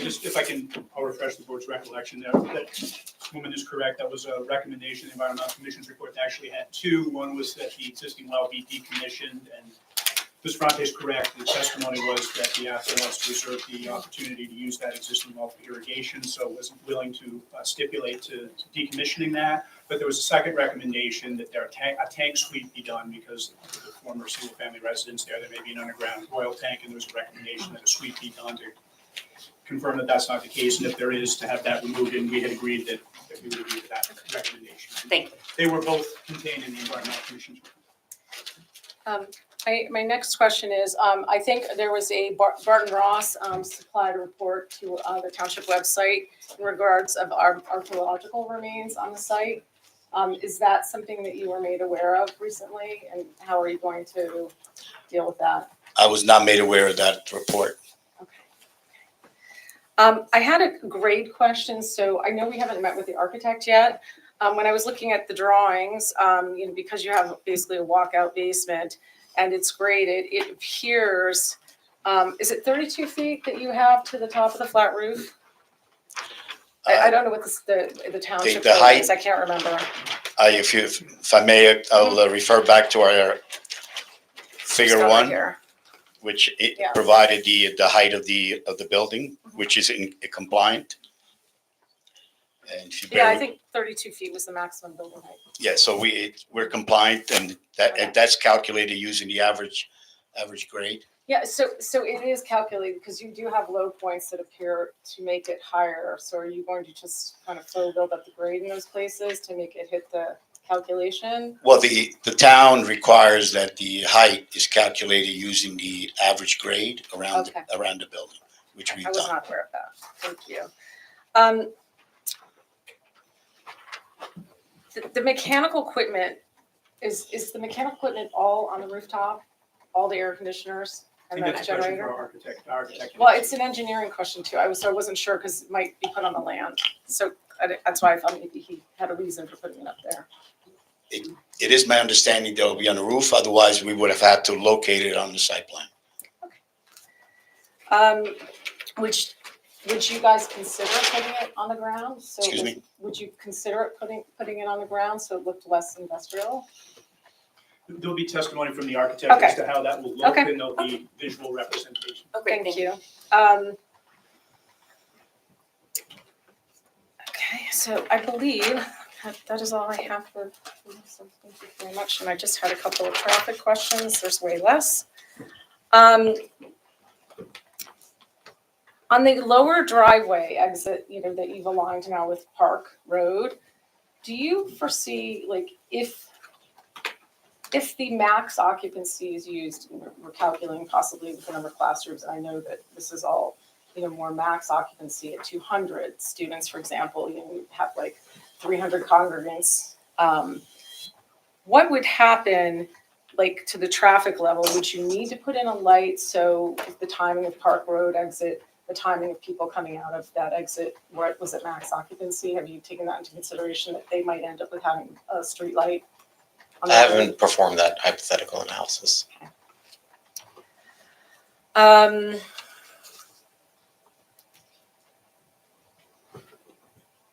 He went over the other thing. That's really it for me. Thank you. Thank you for your time. Other questions for the site engineer or?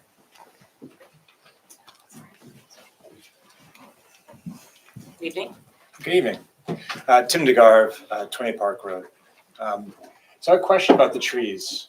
The trees as you exit down by the school across from Park Road. I think all of us are very passionate about our trees. Is there no way that you can't put those cisterns or whatever they're going to be deep enough that you can protect the trees? There's got to be an engineering solution where you can keep some kind of a barrier there. Well, as we indicated, that, and shown by the other exhibits that we had, there are, especially along Old Short Hills Road, we took great pains to try to salvage as many trees as possible and replant trees with the landscaping that we proposed. So in essence, your question has to deal with, for example, if we locate the alternative location number 3, which is on the east side of the building, of the structure, if we could plant additional trees at that location. Well, my question is about either side of that exit. See where you see those 2 arrows, if you could leave the trees that are there. There's got to be an engineering solution where you can still have the stormwater runoff and you can protect those trees. Because right now, if I look at that chart, and this isn't testimony, this is just part of the question, I see a notable lack of trees planned for that area. Well, the landscaping drawing will have to be redone for the new realignment of the driveway. But they're new trees, not existing trees. Right. The existing trees that we were going to remove at that location will probably be alleviated because now we do not have the basin to deal with. So to answer your question, I think we'll be able to salvage more trees, but with the new realignment of the driveway. So that's my question, is as a follow-up to this meeting, can we please understand what is the plan for the existing trees and the potential to protect the existing old growth trees rather than planting small new trees? Can we confirm if there will be the new tree Yeah, and plant? we had provided an exhibit the last time that identified with specificity the trees that are existing that would remain, and those were marked on a plan, so that would just be updated to reflect this new layout for the same.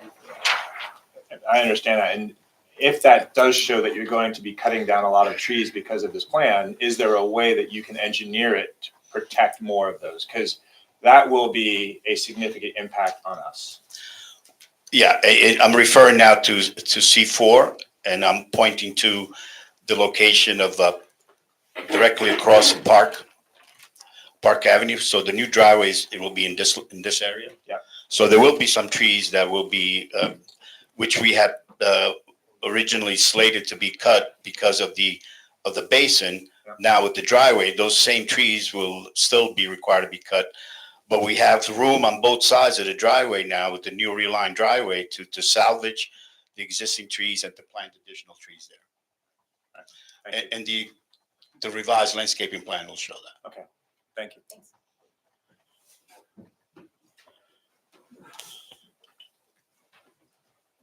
Charles Van Barra, 37 Keats Road, Short Hills. All right, first I'll ask, I guess, my engineering questions, and then I'll get to the traffic questions. if you could speak a bit into the mic. Oh, okay. Is that better? You hearing me better now? Okay. A little bit. Thank you.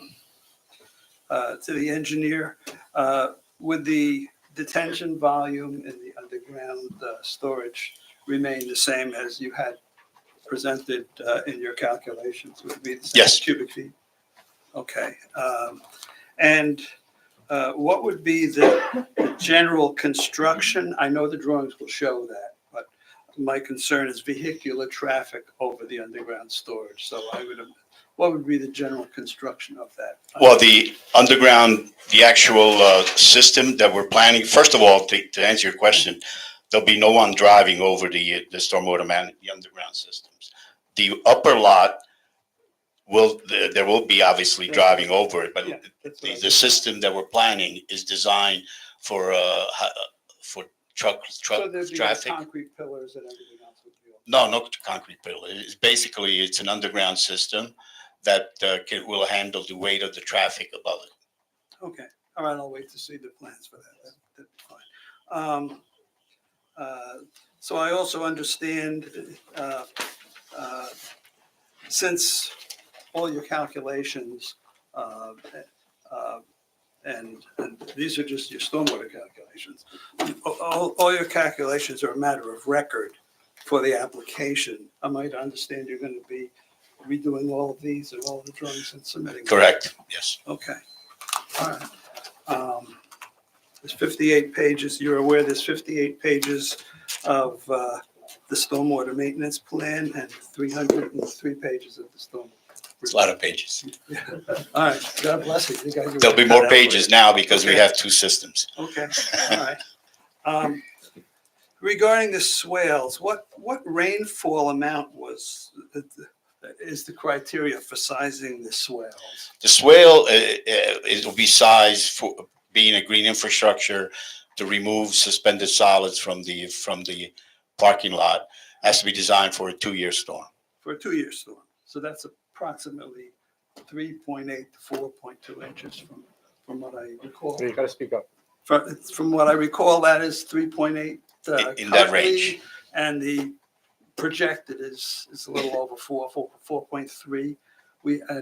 Are you aware we had a similar rain event like that December a year ago in town? And that's a pretty common occurrence.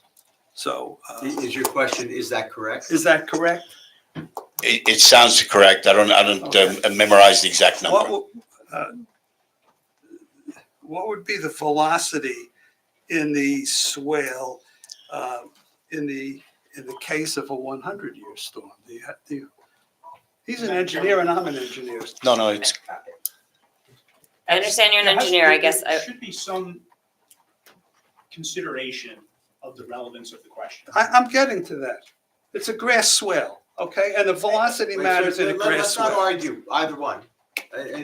He's making an objection, I believe, and procedurally, right to make an objection, right for the board to hear it and decide. Okay, I'm getting to something. But it's I all with understand. regard to a system that we testified repeatedly is not fully designed yet. Right. So it's either a question about a design that's. Is your objection that those types of questions should await the fully designed, engineered plans as opposed to this more general? I'm talking conceptual about the level? criteria he's going to use for his submittal. I'm trying to understand his objection, one step at a time. Okay. The board has a rule. I understand. I would question the relevance of that question now in light of the fact that we've abandoned this system and are in the process of designing a new one. And even once that new system is before the board, I would question the relevance of detailed questions about the velocity of water running through these swales, provided that they've been prepared by a licensed engineer, reviewed by the board's independent licensed engineer, and confirmed that they comply with all applicable requirements. The details of what those requirements are and spending 2 or 3 or 4 hearings asking about them, I don't think will ever be relevant.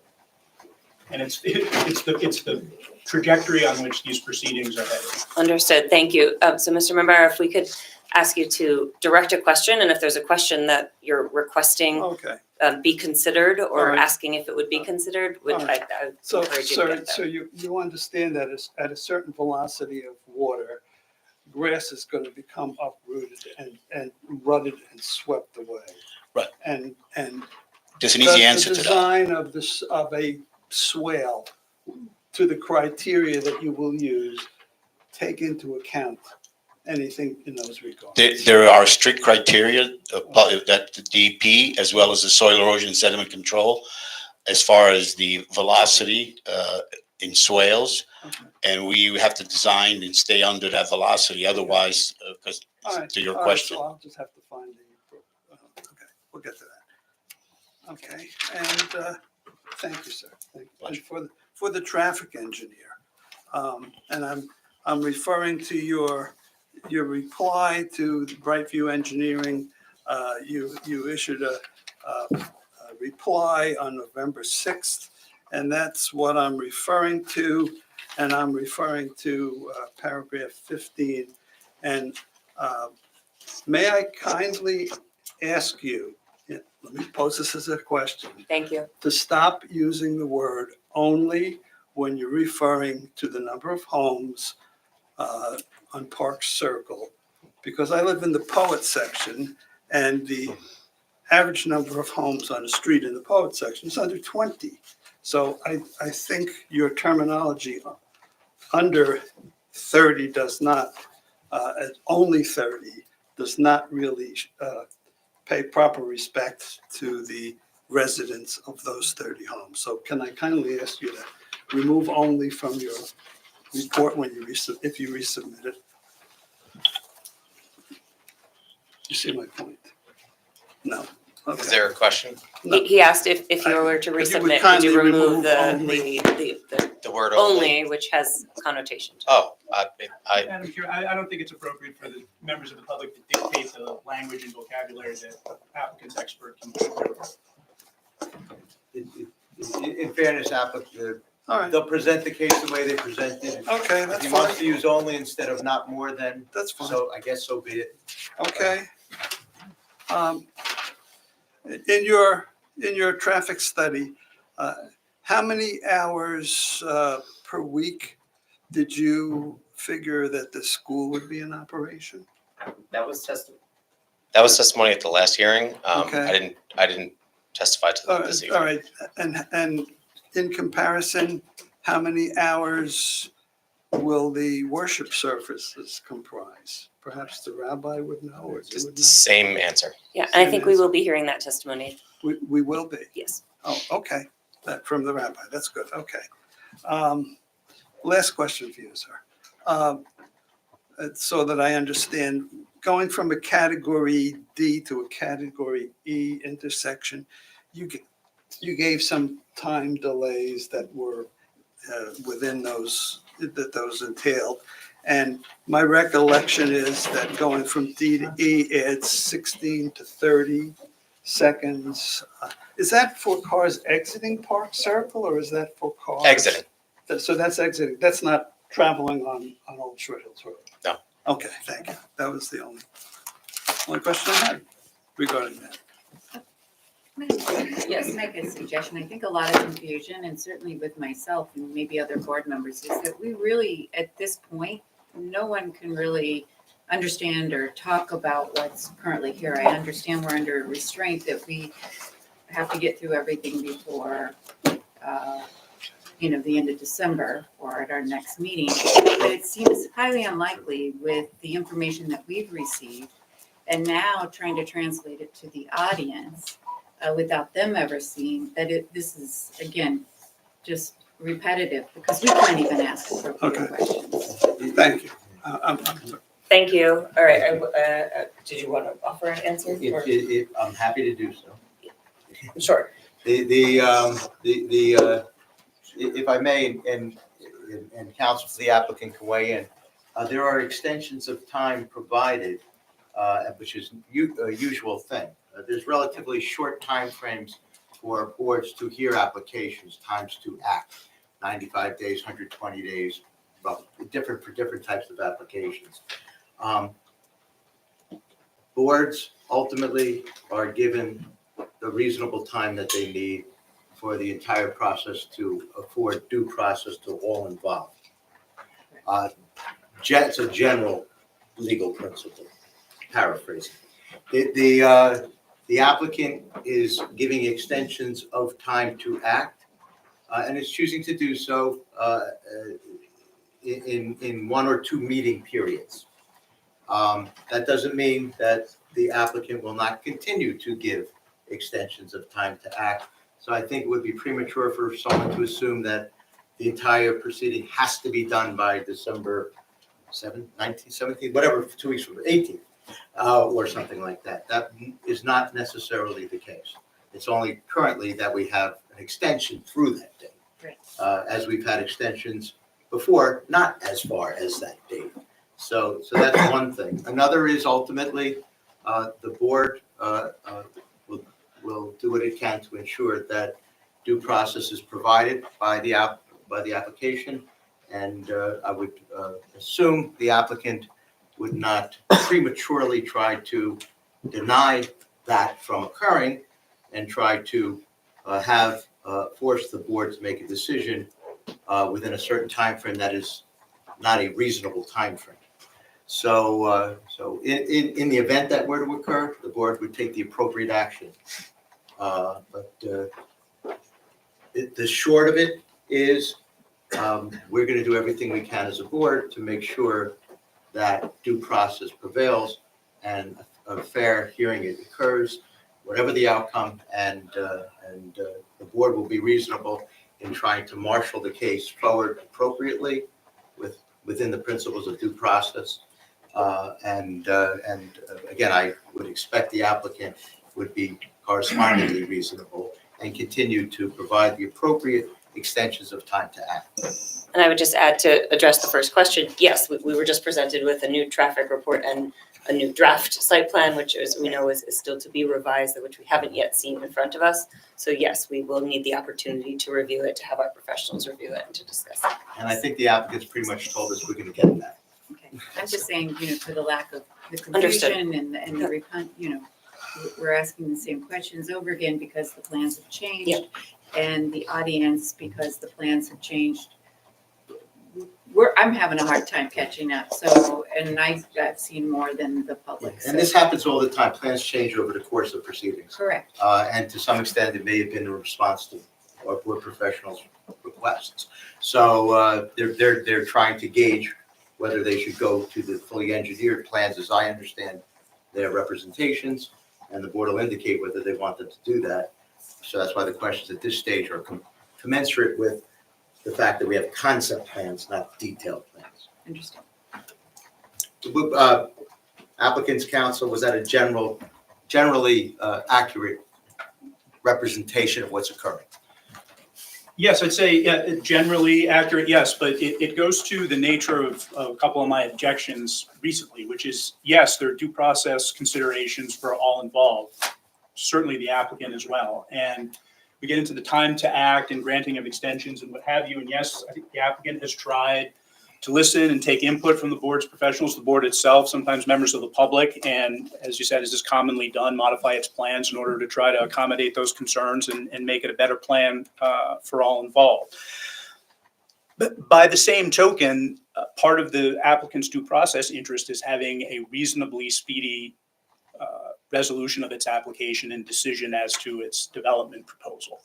And to the extent that repeated questions over minute details, sometimes with regard to what the details of a regulation are that we comply with, and all of the experts involved agree that we comply with, runs directly counter to why the municipal land use law has those timeframes in place. So while what you said, yes, is generally true, that is why I'm growing increasingly concerned at the nature of the questions that are being allowed to be continually entertained hearing after hearing after hearing. And contentions understood, and I hope members of the public do understand that there is a balance. That's what land use is all about, a balance. Property rights of the applicant as well as property rights of the neighbors. And also there is a reasonableness frame between something that is protracted unnecessarily and something that is rushed unnecessarily, and it should be neither of those two extremes. We should have an appropriate, reasonable time frame for hearing, for everybody to have an opportunity to be heard. So let's continue along those lines. My name is Sabino Tori. I'm a cardiologist. I live on Lancer Drive in the Deerfield section. I work at Cooperman Barnabas Medical Center. I take care of emergencies. My question is specifically for the traffic counselor. Okay. I'm interested in the egress of doctors and staff through Parsonage Hill intersection with Old Short Hills Road, because we have medical emergencies, and believe it or not, seconds and minutes count. So I heard a lot of things about A, B, C, and D, and I got a little confused. So picture this.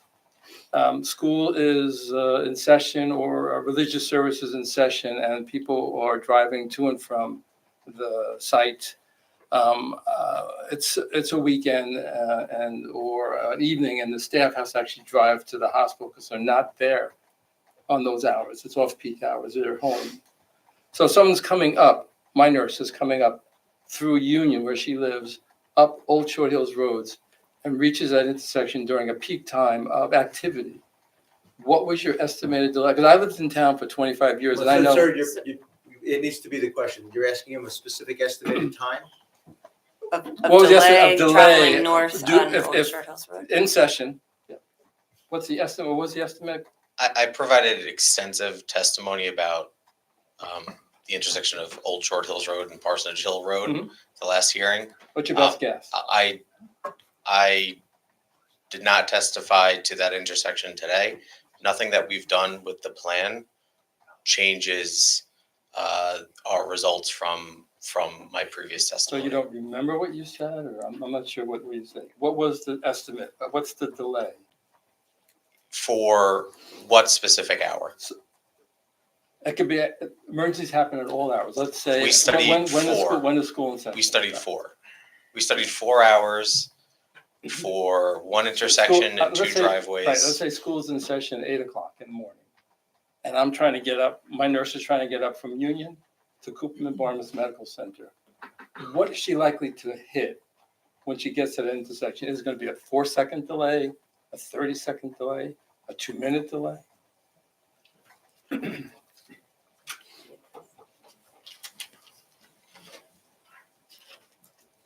For the northbound approach, Yes, 5 seconds.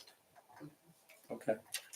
I find it hard to believe, living in town for Well, 25 sir, years, the- but the that's okay. testimony will come later. The Yeah. questions and answers are for now. Sure, 5-second delay. Thank you. Thank you. My name is Jeffrey Feld, 11 Alexander Lane, Short Hills, New Jersey. I have 2 brief questions. First is for the engineer. As a layman, can you explain to me why the new Exhibit D1 only shows one prior proposal? Or really, this is like the 5th proposal? Because if you go to Exhibit C1, it's listed 3 other drafts. If someone comes from Mars and looked at that, they would think that this is only the second change of proposal. Thank you. Is that Mr. Ennis. standard not to list the I- other proposals Thank that you. were on C1? Before we answer, I do recall last time you did ask a question about how many Yeah. prior we've seen, and Yeah, we because did this hear a one, response. the exhibit was given to Okay. us today. You've asked the question. Reasons for the questions are, Yeah. not necessarily the questions are what's important. The D1 is a new exhibit, so you see only one revision because it was only issued for tonight. So revisions are governed by when it is made official to either to the public, to regulators, and to others. So that reason, this exhibit was only issued once. And that's why there's only one date. I heard. Can I ask a follow-up question to your question, Mr. Feld, with your permission? If and when these plans are provided in detailed format again, as was previously represented, will you be listing all the revisions? Yes. and we'll go Okay, so back. it's done when they're final, it's not done when they're All right. exhibits for testimony. Thank you for that Is that clarification. accurate? Yes, that's Thank you for that clarification, Sure. so we have a record. Sure. Now, I have one question for the traffic engineer. When you've been giving your reports, you talk about traffic increasing for the students, the daycare, going to services. I've not heard anything. Did you consider the use additional traffic for people that are going to use the mikvah that's in the new project? That they don't come during different hours? Did you take that into factor? That's testimony for another person. But the question I have is, you as an engineer, you did not consider that use in your calculation of the traffic. Best answered by someone else. No, that, I'm asking you. Did you, yes or no, I think, consider did you that- take other uses into account, I think is the question. I took every piece of information that that I thought had a traffic relevance regarding the proposed development into consideration when preparing our trip generation calculations. So my real specific question is, the use as the mikveh, did you take that into account when you did your traffic report? That's either a yes or a no. No. Thank you. Okay, thank you.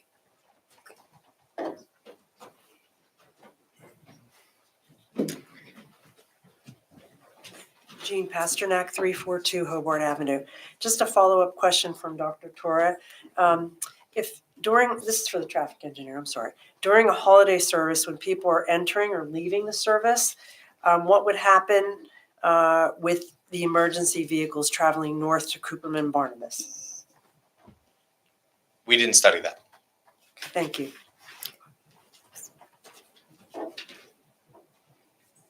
Any other questions? Okay, if we have no further question, oh, I'm sorry, Nancy. Stephen Chow from Two Park Road. One question for the traffic engineer. So for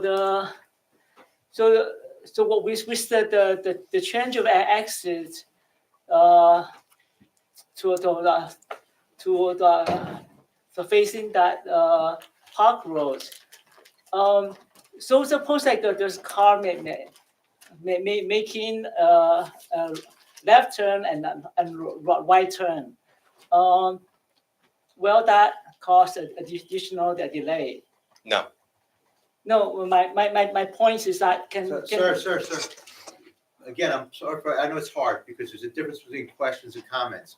My point is not a question. The question is the question, the answer is the answer, then the follow-up question comes next. So it has to be questions to him. Not testimony, not comment, okay? Well, the reasoning is this, like, if you see a car. So you can't provide anecdotes, it's unless it's asking a question. So if you have a question about an example or a scenario, you can ask that question, not explain to him. Right, okay. If you have a question. Okay, then this second question is for the civil engineer regarding the underground reservoir. So with the new design, are they going to have the same aggregated capacity? Yes. And then those 3 ponds, how are they connecting together? Well, these are alternatives, so we're not proposing 3 different ones. We're just showing for the lower lot, alternative locations. When we do the detail engineering, we'll make that decision whether it's better to have it in alternate location 3 or 2. So we basically will have 2 stormwater management systems for the upper lot and the lower lot. They will be designed for the total aggregated stormwater flow of the site. Well, the upper. And how they're connected? Yes, flow to. Right, so the way they're connected is in this scenario, the way they'll be designed to be located is that the outflow from the upper lot will be piped, not most likely, I think, down the driveway. And then that pipe will, for the alternate 2 or 3, will be connected to that. So they will have one line leaving the site. So they will not they'll be connecting to the outlet pipe. Correct.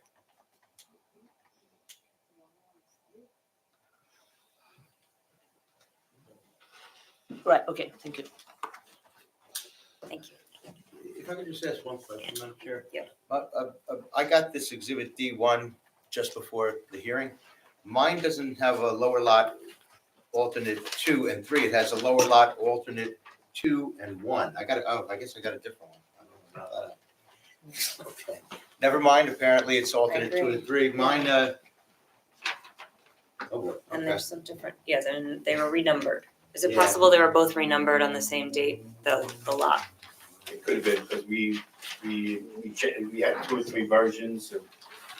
In the final one, we decided to clarify stormwater management review 1, and stormwater management 2, we have 2 potential locations. Okay, Right. let's just confirm that this exhibit is the same one that we receive electronically and post to the website, if we can just confirm that, just so we're all, it's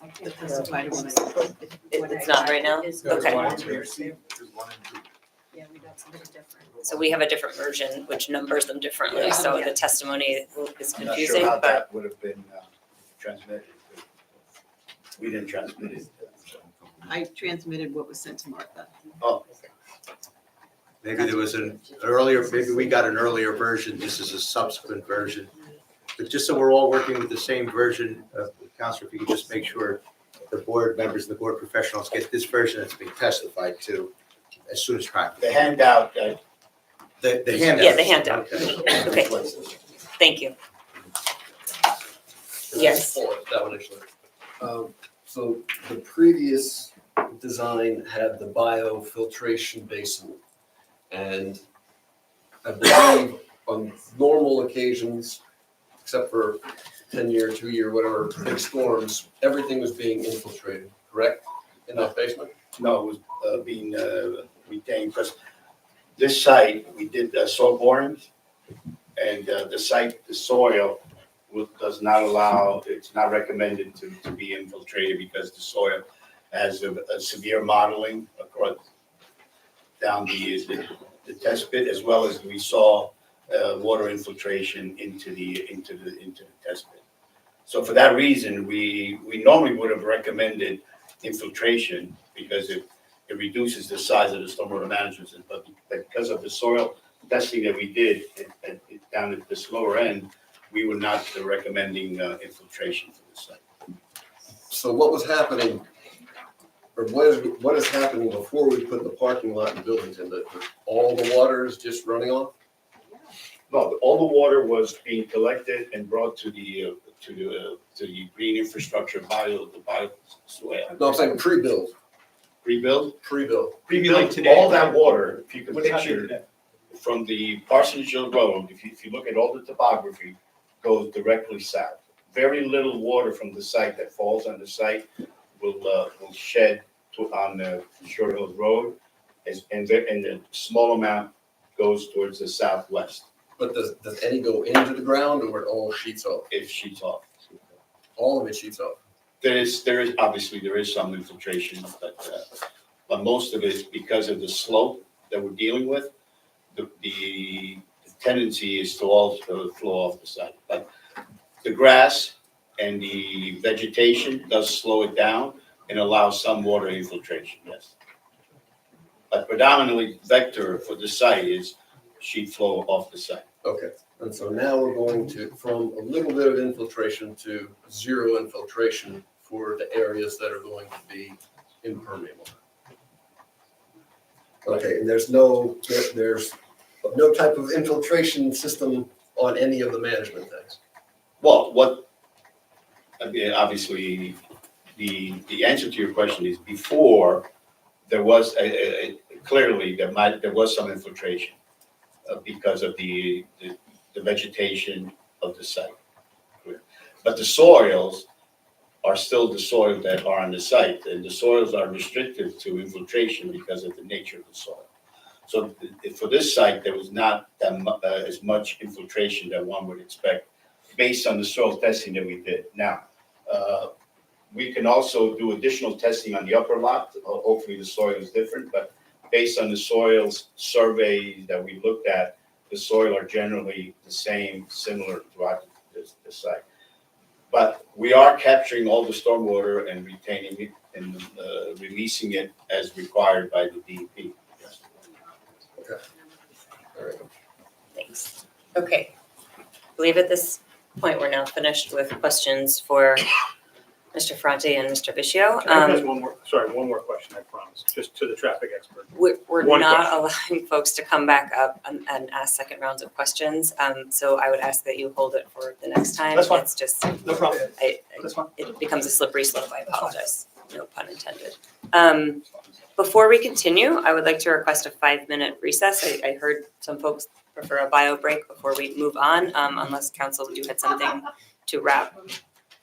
No, Prior to- no, I okay. was just ready to go to the next witness. I think we're gonna request a 5-minute break for folks if they need to use the restroom, and then we will begin at 9:50 PM on this clock. Thank you.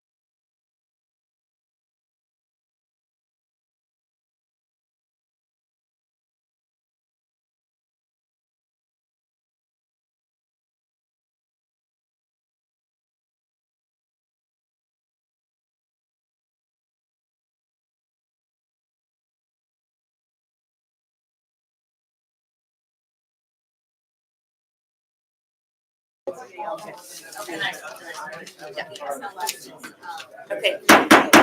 Okay, welcome back.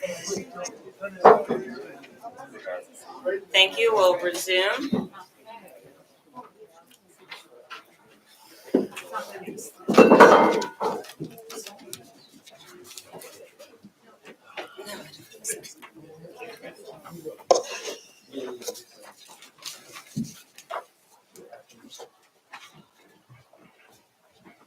So, I'd like to call as my next witness, Rabbi Bogomilsky.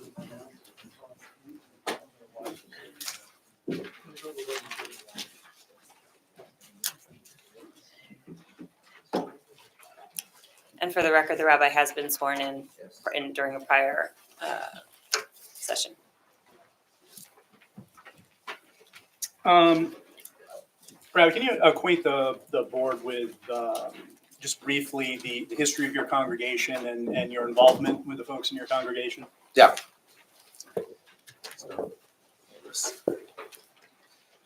Our congregation began in 1982 at 24 Oval Road in Millburn. We have one of our members here present tonight who was with us at the time. And eventually, in 1995, we moved to 437 Millburn Avenue. Eventually, in 2005, we moved to 1 Jefferson Avenue, where we currently meet since that time. And today we are looking for the board's approval for the first conforming application for any house of worship in town. As you know, there are 11 other houses of worship, not a single one of which meet the current circa 2011 requirements for houses of worship in the township, not even B'nai Jeshurun. This would in fact be the very first, and we're very proud to be the ones to bring this application. We have lived across the street from Park Road since 2005.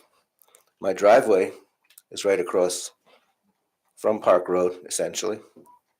I'm extremely familiar with everything that the neighbors on Park Road are saying, and I've never had a problem leaving my property, and I don't believe that they have either. It is frustrating, but no more than waiting at a normal traffic light. Sometimes you have to wait a solid minute at a traffic light. So let me run through our operations, and I'm sure that we'll have some additional questions about everything I just said, so we'll leave it at that for now. We are intending to continue our operations that are essentially happening a few feet from where we're seeking approval. We've been operating since, I want to say 2018, I don't remember the exact year, with, well, maybe it was earlier than that, maybe it's 12, with approval from the town, with the town, a deal with the township, 2012, a while anyway, under which we have services. And as I said, our congregation is since 1982, although my involvement began in 1990. So my involvement with this congregation is 34 years, and I'm very familiar not only with the makeup of the community, many of the elected officials who've been wonderful to us over the years, great respect for the board officials, and also, I don't want to neglect to mention for the time that you guys are giving us and the frustration that you probably feel too, and some of the questions, quote unquote. So I appreciate the fact that you're coming out night after night, and the numbers I'm about to tell you, and I'm happy to explain to you why I think those numbers are correct. They are the product of 34 years of experience and history in this township with the people who live in this township, mostly. We could have asked those people to be here tonight. We would have had to probably move the venue, and the room would not have been able to maintain the decorum that we believe the board is due, and even the objectors are due. But we asked our people to stay home and to watch on Zoom, not on Zoom, but on YouTube, and to come when there is the need or the opportunity to comment. So although the board members might see 20 people, essentially husband and wife teams, coming up to ask the same questions again and again, there are, and I assure you, you will see them, many, many more people I'm sorry to interrupt, who are, Mr. Chair, and Counselor and Rabbi, I'm sorry to interrupt, but Counselor, was a question? this is the history of our congregation, and I'm going to conclude. I do appreciate what you're saying. I do. I didn't say it yet. All right. I thought this question was regarding operations, and what I'm hearing is who's going to come in the future to make comment. And if that were what members of the public were saying, I would tell them, you can't tell us what other people are going to say in the future, or if they're going to say anything in the future, you can only make public comment for yourself and ask questions for yourself. So perhaps, Counselor, you can direct the rabbi with respect to the operations now. Yeah, I think, so my question, I think, was, could you tell us a little bit about the history of your congregation and your involvement with them? But I think the rabbi quickly moved on to say, speaking now about operations. And yes, what I think the board needs to hear and would like to hear, and we're prepared to review, is kind of a typical week, if you will, at this facility. You know, what happens on Monday, and when does it start, and when does it end? And I think that would be appropriate. And I think that's what we're ready to move to next. Yeah, and I was just saying I appreciate that, and I was setting the stage for why I'm claiming whatever I'm claiming. So, at any rate, we do currently have services on Saturday mornings, and we have about 40 people or so attending on a good Saturday morning. The next time that we have anything with a large group of people are our holiday celebrations that occur several times a year. And I just want to confirm, so to the extent that you're making comments about what's currently happening, is your testimony also that this is what you expect to continue to happen if this facility is approved and built? Yes. So what we'd be looking to do, let me phrase it that way, in this new facility, is to have services optimally every morning and every evening with a projected amount of people of maybe 15 people every morning, every evening. We currently don't have that service simply because there aren't the people who are involved or interested enough to attend and come, so we don't have that service. And that's why sort of a hybrid answer, what do we have now and what do we intend to do? It might not happen for a long time, might happen right away, but at any rate, we are making provisions for what we intend to do, both in the structure of the building and also in the egress going in and out in the parking lot, etc. So if we were to have, best case scenario, services every day of the year, which many Orthodox synagogues do have, many conservative do have, we would have, like everybody else, and again, we don't have it, so this is a projection, 15 people max probably in the morning if we're lucky, in the morning and in the evening, which would produce about probably 15 cars. You know, each person will come with a car early in the morning, later in the evening. We don't have that. What we do have is Saturday morning, and we get, I don't know, about 20 cars or so. And that would probably continue. I don't see a reason for a radical change on a regular basis, on a regular weekend basis. We have holiday celebrations, as I said, and those include holidays like Hanukkah, which is coming up, Purim, Sukkot, pretty much it, and a number of Friday night dinners, 3 or 4 or 5 maximum during the year. So less than 10, I would say, parties that are in the evening.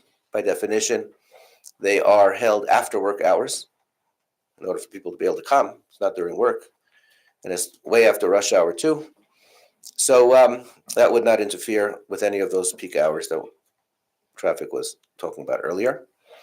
That's pretty much on the prayer side of things. We also have the Hebrew school on Sunday mornings, and we're projecting 50 kids. We don't have 50 kids right now or anywhere near that. And that would be a Sunday morning too, as you've heard from traffic. was basically taking my information. And if we had more kids than that, I don't know, it would be very nice, but even 50 is a big projection. And again, that's based on our history, being in this township for a long And time. Rabbi, we've testified that the classrooms with regard to the preschool are on the lowest level. Is there a different location for the Hebrew school rooms within the building? Yeah, so the Hebrew school classrooms would be the upper level. And as you will see from the testimony, or you can see it from the drawings right now, that the upper level, the sanctuary space and the social hall space, which is attached to the sanctuary space, is full height. So the rest of that second floor, where the sanctuary and social hall go full height, the rest of that second floor would be classroom spaces. We have, I think, 4 classrooms sketched out there. But that's for Hebrew school, and that it would be used only on Sunday mornings. I personally, based again on my experience, I would be shocked if we had a need to have Hebrew school classes during the week. Nobody wants to go to Hebrew school at all, let alone during the week. You know, it is what it is. So if we use them to the max, and we had, I don't know, I can't even imagine. So, you know, that's why we're presenting a number of 50.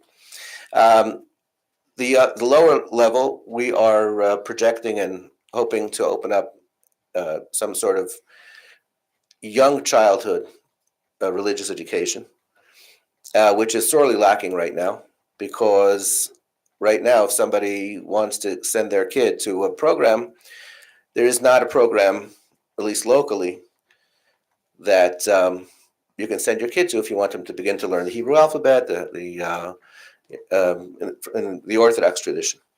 And again, even though not all our people are 100% Orthodox in practice, but that's the setting and the worship setting that they feel comfortable with, for very different reasons. And you can ask people directly why they feel that way, but it is what it is, and they do show up, and they do drive, so they're not Orthodox practicing, but they are Orthodox worshiping.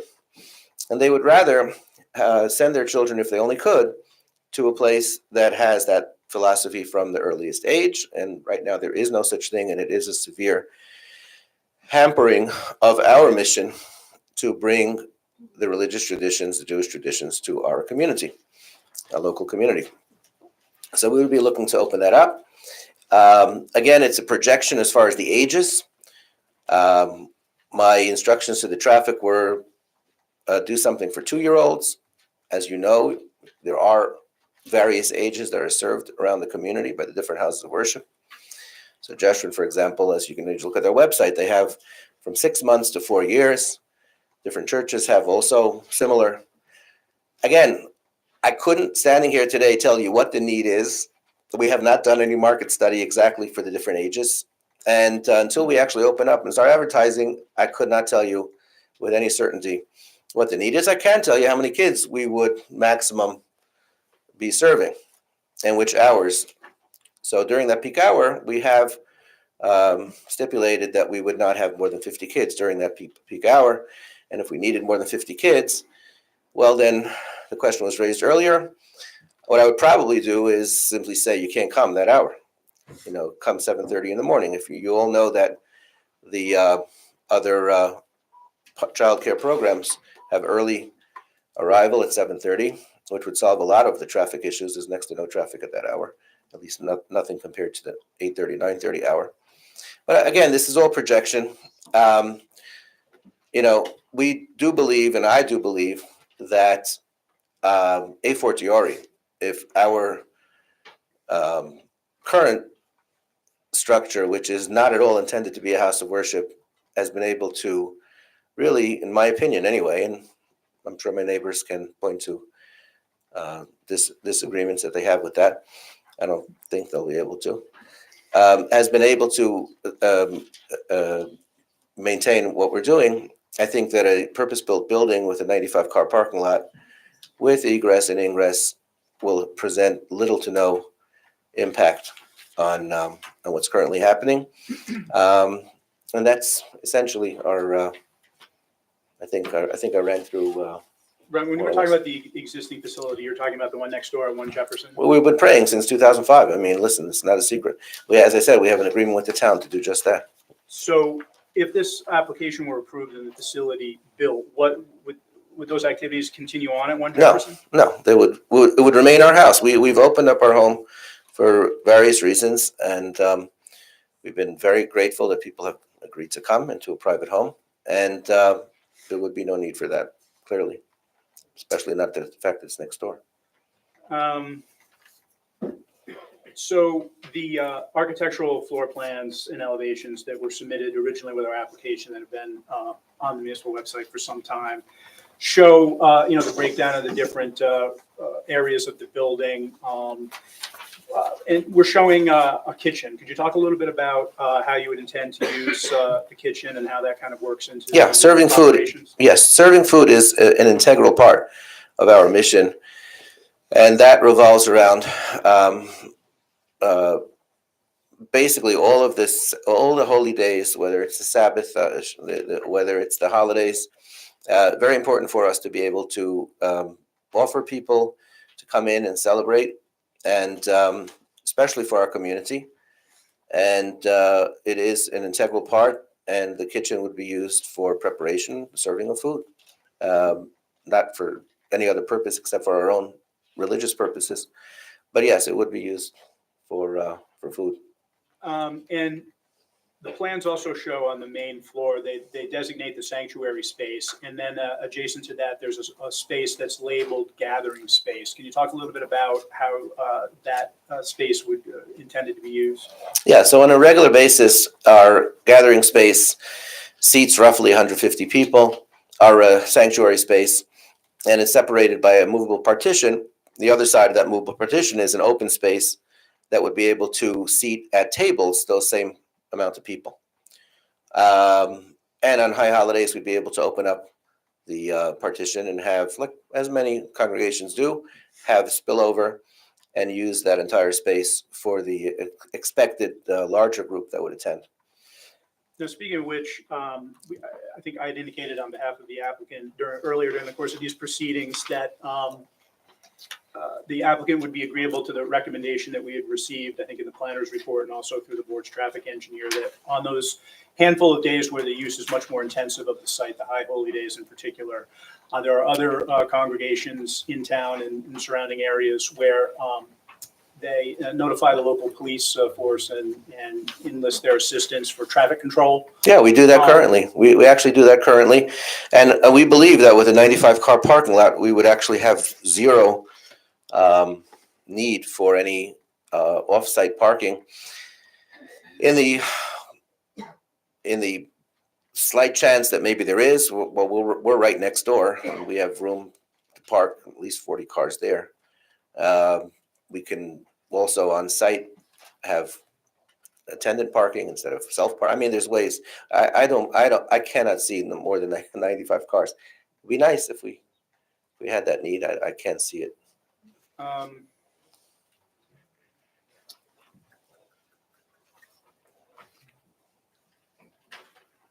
think, I guess my last question is, have you given any thought to what kind of staffing needs do you think this facility will have in terms of whether it's administrative, teachers? Have you given any thought to staffing levels? Yeah, I mean, staffing levels for our Hebrew school is usually one teacher per class. So maybe if we had 4 classes, we'd have 4 teachers. And my wife is the director. We live next door, so we're not driving. And for the preschool or childcare component, there are actually state mandated ratios. So, depending on the age, but they are state mandated. So there will be staffing. I mean, probably 10 to 12 staff or 50 kids or something like that when you break it down. I don't have any further questions for the rabbi. So make them available to the board and members of the public for any follow-up questions. Great, thanks. Start with members of the board. Questions based on the testimony. Deborah.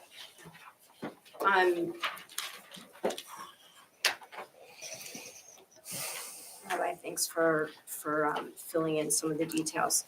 I'm wondering, you didn't mention Friday night Shabbat services, and you didn't speak specific numbers for the high holidays. So I'm wondering if you could fill us in on those numbers. Yeah, our Friday night services would be very small.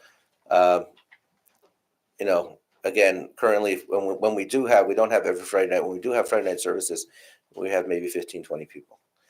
So especially after the post-COVID, Zoom, post-Zoom, middle of Zoom age, people just don't want to attend different things. Any of you who are going to different houses of worship, I'm sure you've all experienced the same thing. So again, if it would be Friday night, with the same 15, 20, if there'd be 30 people, I'd be shocked. I'd be happy. We don't have that right now. So just because we're building a building, my point is I don't see where automatically the people are going to come from. Building is essentially to satisfy the needs that we currently have. And high holidays, we currently have between 2 and 250, and it'll probably stay the same. If it went up to 300, that's exactly what we can seat without any problems, and also park. And how often do you have bar mitzvah and mitzvah? Infrequently, a few times a year. Our bar mitzvahs don't tend to be very large events with a lot of extended family. And again, that's a post-COVID, post-denominational, I don't know what the sociological reason for that is. The people show up at the service with a close family. They're not bringing, extended people and making a party right after. They'd rather make a party somewhere else and at some other time. It's the way it is. And, if it changes, you'll be the first to know. That's not the way it is right now. Okay, and someone had mentioned adult education during the week? We have at least one adult education class every week. Again, less than 10 people attending in person. I do a bunch of Zooms. We have more than that attending the Zooms, but again, that's off-site. And if we went up to 2 or 3, I can't see more than 10 people attending any one class at any one time. So maybe you'll have 5, 6, 7 cars, 10 cars, and some people carpool just because it's late at night. And religious school is on Sundays as well as Religious schools teen- are Sundays, yeah. as well as teen events on Sundays. Teen events would be Sundays. Okay, and how many kids in your teen?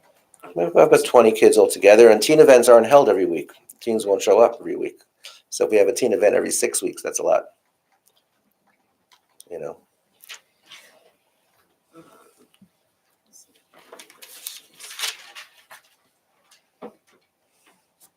And how many kids do you have in your Hebrew school now at present? Less than 20.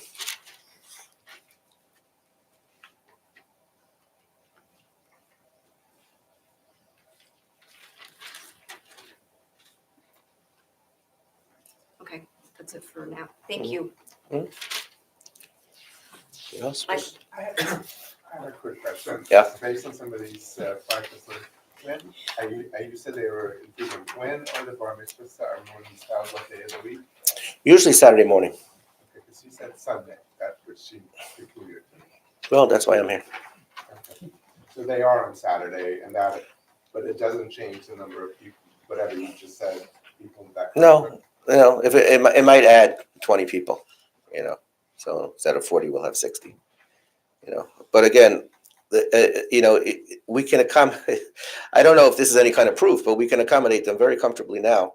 Again, a purpose-built building that seats 150 people with a 95-car parking lot, don't think would have a problem to accommodate 60, 70, 80, 100 people.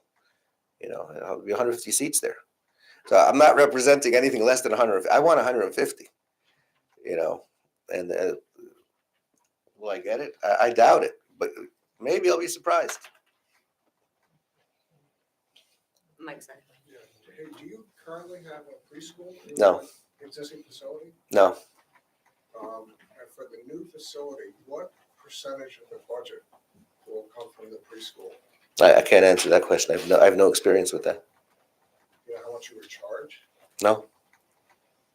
When we make the program, it's going to be out there in the public, on our website, in brochures and advertising. We'll be eagerly and looking to get people. It will not be a secret what we're charging, but right now we have not yet put the first shovel in the ground for this project. So no, we have nothing built up yet. Sorry. Anything else? I do have a question. You mentioned the morning and evening services, which you said would be early in the morning. Can you specify when you have? 7 o'clock. 7 o'clock. Yeah. And you mentioned you might be open to the idea of We early used to drop-off have, at we used 7. to have regular Monday and Thursday services before COVID, 7 o'clock. And then we moved it to 7:30, but in any case, it's over by 8:15 at the latest. People have to get to work, you know. So the same thing that drives rush hour drives the people out of the service. People are running to work, they're running to work. They don't want to be, you know, they can't be in the service. And then I had a follow-up question when you spoke about, police and having them, and I agree that you We've hired have cops lots in of the past, on-site almost every parking. year, yeah. Right, is that for ingress, egress, for managing traffic on Old Short Hills Road Yeah, and just- potentially Parsonage? I guess that would be the Well, question. well, just first of all, ingress egress, it used to be, and then now it's to make people feel comfortable and safe, you know, in this large crowd. So for different reasons, it's a good idea to have at least one police officer there. At each entrance. Right now, we have Or one an police exit. officer. We don't have. I mean, I don't know if you would change Oh. potentially traffic patterns for a large event when you're anticipating, hundreds of people arriving in a short. I span. would probably, I'm sure we would have a much more robust security arrangements, you know, with for somebody at each entrance, and you know, that's what everybody does. So I don't see why. I don't think our people would be comfortable if we didn't have it. Right. So. Okay, thank you. And then you spoke about, potentially bar mitzvahs, other life cycle occasions. Not really. There's a bris. Weddings. A bris again is a family event, you know, and it's usually held in. If it's well, it depends when the kid's born, obviously, but let's assume you're lucky and you can do it on a Sunday. So it's Sunday afternoon. There's nothing happening on the street. You know, there's no bris that's ever going to interfere with traffic. You know, if they're going to do it, they either do it in their own home, or they'll do it at some local catering place, or they'll do it on a Sunday afternoon if it works out that way. So. Okay, and weddings? We've never held a wedding. I think in the. I told you we're involved from 1990. I think we had one couple who actually wanted to get married in the place. Held a lot of weddings, but not in our place. Nobody generally wants to get married in the temple. So, second wedding, maybe a few people. Well, you have a beautiful new facility, so maybe it's a different. Look, we don't intend to be a catering hall. I mean, it's not conducive. We have a number of things that will stop us from doing that. First of all, it has to be kosher. Second of all, we don't allow the men and women to dance together. You know, there's a number of things working against us in general. You know, and the brand of Judaism that we're selling to Jews who are not, and they'll tell you that they're not that kind of practicing Jew. Why they want to come to us in general is a mystery to me, but I'm very grateful that they do. But I don't see, you know, stuff like that. Okay, other questions? So you operate, you're currently out of the Jefferson Yeah. Street house? Yeah. When you have services, where are people coming and going from vehicular traffic? Is that on Jefferson onto, No, I think most people come in and out of Old Charles Road. and you're saying you have about 20 people for Shabbat morning services? No, we have about 30, sometimes 40. Men, women, and children. And approximately how many cars? I don't think more than 20. I think that's where you got the number 20 from. And where, you mentioned the driveway you were talking about across from Park is. Yeah, that's our driveway. That's my personal main. Even though we can also go off Jefferson, but I usually go off the other one, Old Charles Road. I mean, I have whatever issue the Park people have. I have the same exact issue, same thing. Nothing different. Other questions? Yes, sir. Questions? For the Friday night dinners, you said that it happens after rush hour traffic. Yeah. right? How late do those run usually? A couple hours. So Couple hours, yeah, 7 to 9, something like that. You know. Okay, thank you. And then just trying to get a sense of what the services are currently. Yeah. At one Jefferson versus what they're going to be. What currently goes on at Jefferson One besides Saturday services? We have Sunday morning, Sunday morning, Saturday. and we used to have Monday and Thursday, which we will try it probably again to start. And events as well, or? Yeah. Well, whatever we do out of one Jefferson. Okay, no preschool. We don't have preschool. We've never had a preschool. No. Any of the teen classes, anything like that? Yeah. And I guess trying to get a sense. Yes. Any teen programs we do out of Jefferson? Yes. Okay, so the only difference then would be that. The preschool, yeah. And I'm projecting and assuming and hoping for larger attendance at each of the things that we do. Just because it'll be easier. I mean, our current people would probably come more often if it was more comfortable and easier. And we have people who have started with us and then they got frustrated at our various attempts to have houses of worship and they went other place. But if we had a house of worship, maybe they come back. Never know. So, you know, we've had a lot of people who have not been able to have their religious needs met. They've either moved out of town, gone to other places, or just plain stayed home in frustration. So we keep trying, and we're hoping that we'll be successful this time. Go ahead. Oh, go ahead, Srini, you have another question. Yeah, so Rabbi, assuming you're successful in getting more people in the congregation. Can you turn your mic on? Sorry. Oh, Just to make sure. sorry. That's okay. So assuming you're successful in getting more people in the congregation, any rough estimate on how many people will be out of town? I mean, how to go from out of town? Yeah. We don't have many right now, so I don't know why that would change. There are other places to go. It's not like, you know, I don't know what my great attraction would be that they would have to come from out of town. You know, it's like which restaurant do you eat at? Usually the one that's close to you. Do you sometimes go to another one? Yeah, sometimes.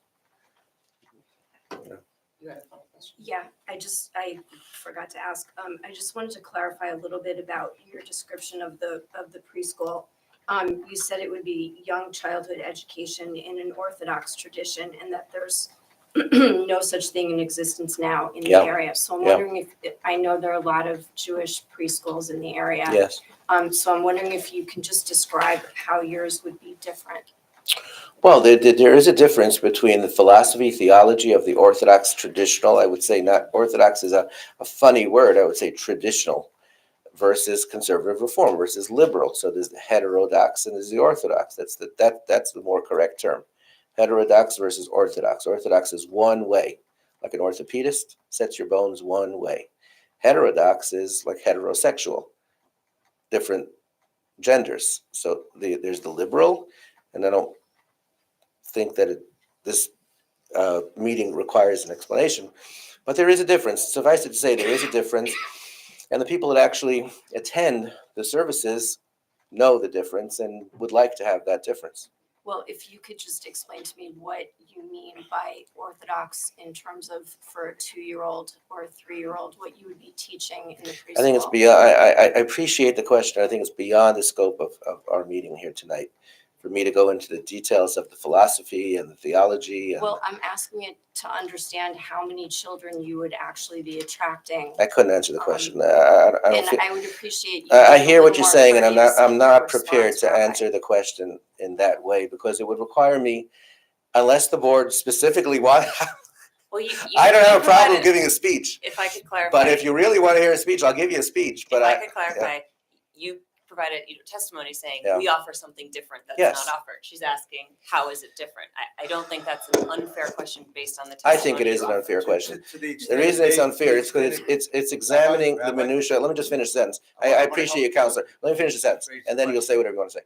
It's examining the minutia of our religious practice, and it's holding it up to comparison with other people's religious practice. I don't think that was the goal of the question. Maybe I could ask Counselor Yes. to listen to what I'm going to say as well.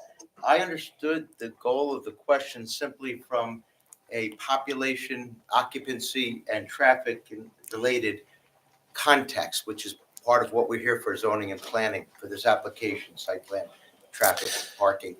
And I think, please correct me if I'm wrong, Board Member Neves, but I think the question was when you, in any of these types of applications, when someone says, I'm going to offer something that is different or that is unique in the area, there is the potential to attract more occupants rather than less. And so I understood that to be sort of the goal of the question and the context. I don't think anybody was asking for religious philosophy, which I'm happy to provide. irrelevant, in my opinion, to this application. But it. I will but the numbers respond to of that. I will respond to that. Students, and corresponding traffic is relevant. Yes. I think that's where Board Member Nevis was going. Okay, that's fair. There are no Orthodox people living in Milburn Short Hills right now. Okay? So for all practical purposes, the Jewish population, and again, I've been living here since 1992, and I've been active in the congregation since 1990. So I consider myself an expert, not somewhat of an expert, but an actual expert. And there are no Orthodox people living in town. There are conservative reform, functionally liberal Jews, any title you want to give it, who choose to worship with me, an Orthodox rabbi, and practice various levels of Jewish practice. So, for example, some of the people in the audience will tell you that there's Torah reading on this day and that day. You know, why don't we have a service? They'll tell you that you got to walk to shul and on services on the high holidays and on Shabbat, and why do we have a parking lot? The answer is our people aren't Orthodox, but they would like to worship Orthodox, and that's their prerogative, that's their choice, that's their right, that's as American citizens, they can worship how they want to. So if you're trying to gauge how many potential people might come because we're Orthodox, I can't even begin to answer that question. I'm asking about the preschool. I don't know. And the type of education that you're saying is unique. Right. So That isn't so to get offered into our at the curriculum, Chabad okay. on South Orange Avenue, All right. for instance. So to get into our curriculum, there is a belief in the traditional Jewish world that the Bible that we have, the Jewish Bible, the Bible, Old Testament for Christians, is the Word of God, given by God to Moses, word for word, which is not shared or held by many of the liberal congregations. And that is reflected in how the stories are taught. I'll give you a little example. My mother, who was a Hebrew school teacher for many years in one of the local liberal congregations, my parents lived in Maplewood, quit one day when, after telling the story of Abraham and Isaac, the principal came by and saw that this is many years ago, saw that she was very much animated about telling the story, stepped into the room and said, "Children, you know that these are only semi-mythical figures. So these are allegory. There was no Abraham or Sarah." So there is a difference if you're studying from somebody who believes in the literal word of the story versus if you're studying somebody who believes it's a wonderful allegory for living your life for somebody else maybe, or maybe me one the day I feel like it. Now, again, you're getting into the minutia of why people believe what they believe and are attracted to what they're attracted. I don't feel competent to answer that, let alone comfortable. So again, I have no way to judge who would, just like I have no way to judge who will attend our services, by the way. So if you told me, for example, that there's in the township of Millburn, which includes Millburn Short Hills, you told me that there are 50 families who are Shomer Shabbat. They don't drive on Shabbat. I would say that's my target audience. Those people are going to come to me if I'm close to them, and they would. Doesn't exist such a thing. So why are we opening up an Orthodox congregation when they can just as easily drive to the Reformed Conservative or another Orthodox, which my next door neighbors drive to another Orthodox congregation in Springfield. So why are we opening up here? And the answer is, same thing I told you earlier. There's a number of people who choose and would like to worship in this way, and that's their right. That is their right as citizens of the United States and as citizens of Millburn Township. So I'm not paying for the building. These people are, and they're putting their money where their mouth is. And I have respect and I have awe. I have awe for them. You know, the fact that they're willing to spend a lot of dollars for something that they may not 100% do in their own life. But they're clearly, many families are clearly, so many families that my neighbors are worried what's going to happen, are clearly ready to put their money where their mouth is. For me, if I were to pray 24 hours a day, nobody would know it. I don't take up any space. I'm in my house. So again, you're asking me, what do people believe and what do they think and why do they want to come? I don't know. Sorry. Thank you for responding to the question. Yeah. Do you happen to know is there a preschool at the Chabad on the border of Livingston and Millburn? I have no idea. I think they recently opened up one class, but it's not, it would have nothing to do with us. Is there a preschool, do you know, at the Orthodox Synagogue in Springfield? I don't believe so. I think they're looking to build a building, which they've just recently gotten permission for, and maybe in their new building they'll have a full-fledged preschool, but they don't have one right now. And even if there was, so what? It's a 15-minute drive away in traffic. It could be a 25-minute drive in traffic in the morning. It might give us a sense of how many kids would be at an Orthodox preschool. Yeah, I don't think they would come to me for the same reason that our people wouldn't go to them. I don't necessarily think they would go to you. I'm saying it Yeah. would give you a sense of how many families in general in our area go to a Orthodox preschool. I could not answer that, sorry. Mike Zhang. Will the preschool only be open to members of the congregation? No, we currently don't have a firm membership. If you wanted to come in tomorrow morning at any of our services without paying a dime for the rest of your life, you could attend. We don't have a membership requirement, a financial requirement of any kind. So, I do have just some clarification. So Yeah. your current congregation is somewhere between 30 and 40 people, is that correct? But you'd like, your hopes are to see it at 150? yeah, no, you're conflating different things, and I appreciate the question. Our attendees on a regular basis, on a weekly weekend basis, weekend in, weekend out, there's a fixed number of people who are, ready to make that commitment to come every weekend. Our wider congregation is larger than that. When I say wider congregation, is many people who will drive by a building and say, that's my congregation. Really, when do you go? I go once a year. I go for 1 hour. That's the way it is.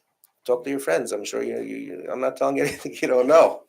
That's why did you build a building for 3,000 people for 2 hours a year during Kol Nidre and during, shofar blowing. So my next questions are more brick and mortar, if that's okay. Why this location? Well, the short answer to that is there is no other location. And Millburn Township, the town fathers and mothers have made it so that it's impossible to open a house of worship. And I've been trying since I was before this board in 1995. 1995, I came before the planning board looking to merge 2 of our lots on Millburn Avenue so that we can build an extension over the lot line. Couldn't build 10 feet to the lot line. So I was looking, we had 2 lots, and I was looking in 1995 to merge the 2 lots to build a little larger extension by 5 feet. And the planning board said no, and it's in writing, and you can look it up because it's on our website. It's on your website, actually, Millburn's website. It's part of our application, because they were afraid that we would expand the religious use of the house. So imagine that. We had, I think, 10 people coming. So maybe we would have had 15 people coming. We were talking about our living room, like literally our living room. So, and we've tried other locations in the last 30 years, and the places, people on White Oak Ridge Road, who used to be now on Old Don's, they tried and they were turned down also by the zoning board.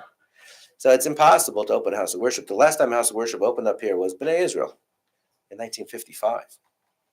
Imagine that. What year was that?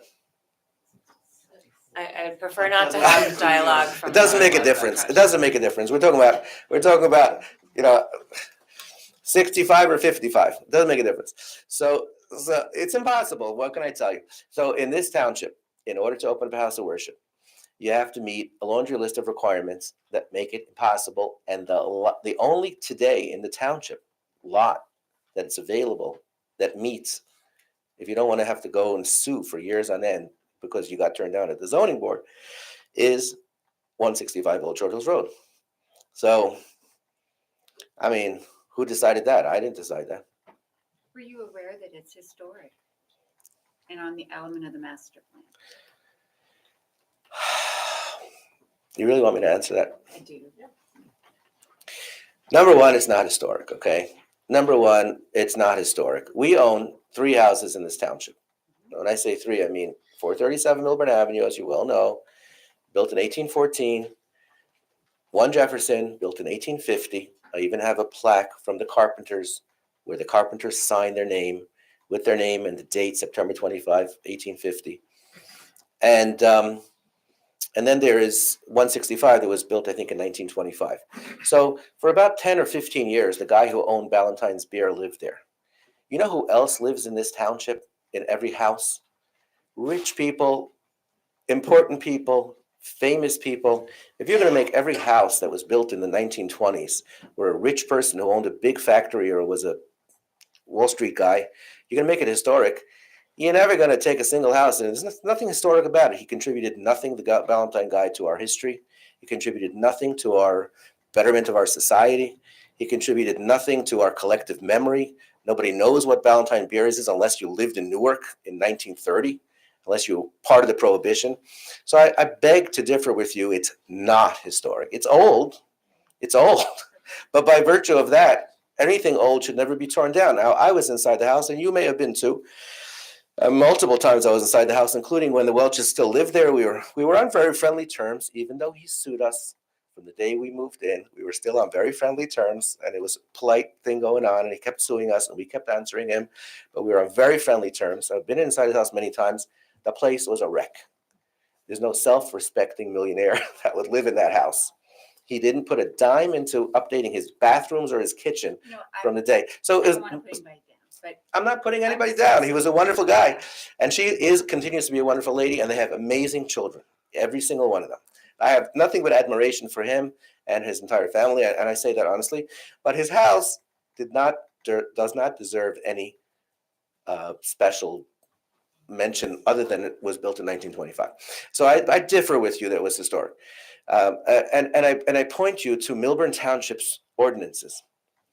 Milburn Township zoning code, which we are all bound by, for better or for worse. And Milburn Township zoning code, if you open up the zoning code, the purpose of the code. So the purpose of the zoning code, if you look in the purpose, it says for the moral betterment of the township. That's why it lists a whole bunch of things. And one of the things is for the moral betterment of the township. I ask you, which higher purpose is there to use a property for the moral betterment of the people of the township than a house of worship? So we're all proud of the house of worship we have in town. They add, they increase. Anybody goes on vacation, takes a look and says, I saw that church, I saw this old synagogue. They don't say, I saw this old piece of brick. They say, I went to see this beautiful structure. It was unique. It looked different than all the other houses. I take pride in houses of worship. What should I tell you? I don't think it's a lowering. I think it's a hiring. I think it's a raising. I think it's a putting to better use. And I think it's a community use. It's not just because of me. If you want to build a church or whatever, you want to take your private house and turn it into a place of public worship where the community can come and become ennobled, worship together, celebrate their faith in these terrible times when there's no values and things are going to hell in a handbasket, like literally. I don't know. If I was you, members of the zoning board, I would say this is amazing. And I recognize that I'm biased here, but I mean, tell me why I'm wrong. You're right if that's what you believe, just like everyone in All here right. believe another way. All right. But please understand, you said you believe this house, but you do realize the state recognizes any house over 50 years old as historic. That's not true. It's simply untrue. And- There are four. Listen. Can I finish? I know Can I you're the finish? president. You're the chairwoman of the historic Can commission. you allow her to I finish know her that. question? But it's not. It's not true. The answering is argument. I will answer. Rabbi. No, I will answer point by point. Go ahead. Please allow her to ask her question.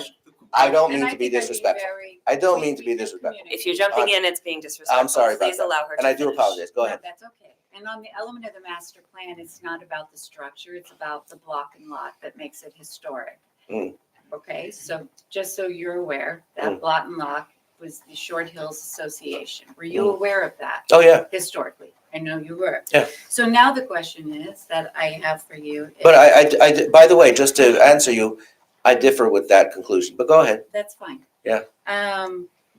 So did you, obviously, were you aware that this was going, I mean, your neighbors were going to be concerned with this, for the lack of better words, it is a commercial building. Yeah. Did you not want to talk to them, or I know some applications that come across, let their neighbors know. Was that something that you even considered? I'd be delighted to speak to my neighbors. As a matter of fact, when I had a conversation outside with what I thought was a very cordial, actually warm conversation, later I'm told I'm harassing people. So you're sort of damned if you do, damned if you don't.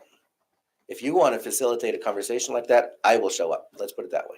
Well, I mean, prior to. No. showing You them the facilitate the plan. conversation, I will show up. And then, again, I think you answered the question. So you didn't organize a meeting for. No, all it's your pointless. neighbors It is to pointless. Honestly, between you, me, and the lamppost, it's pointless.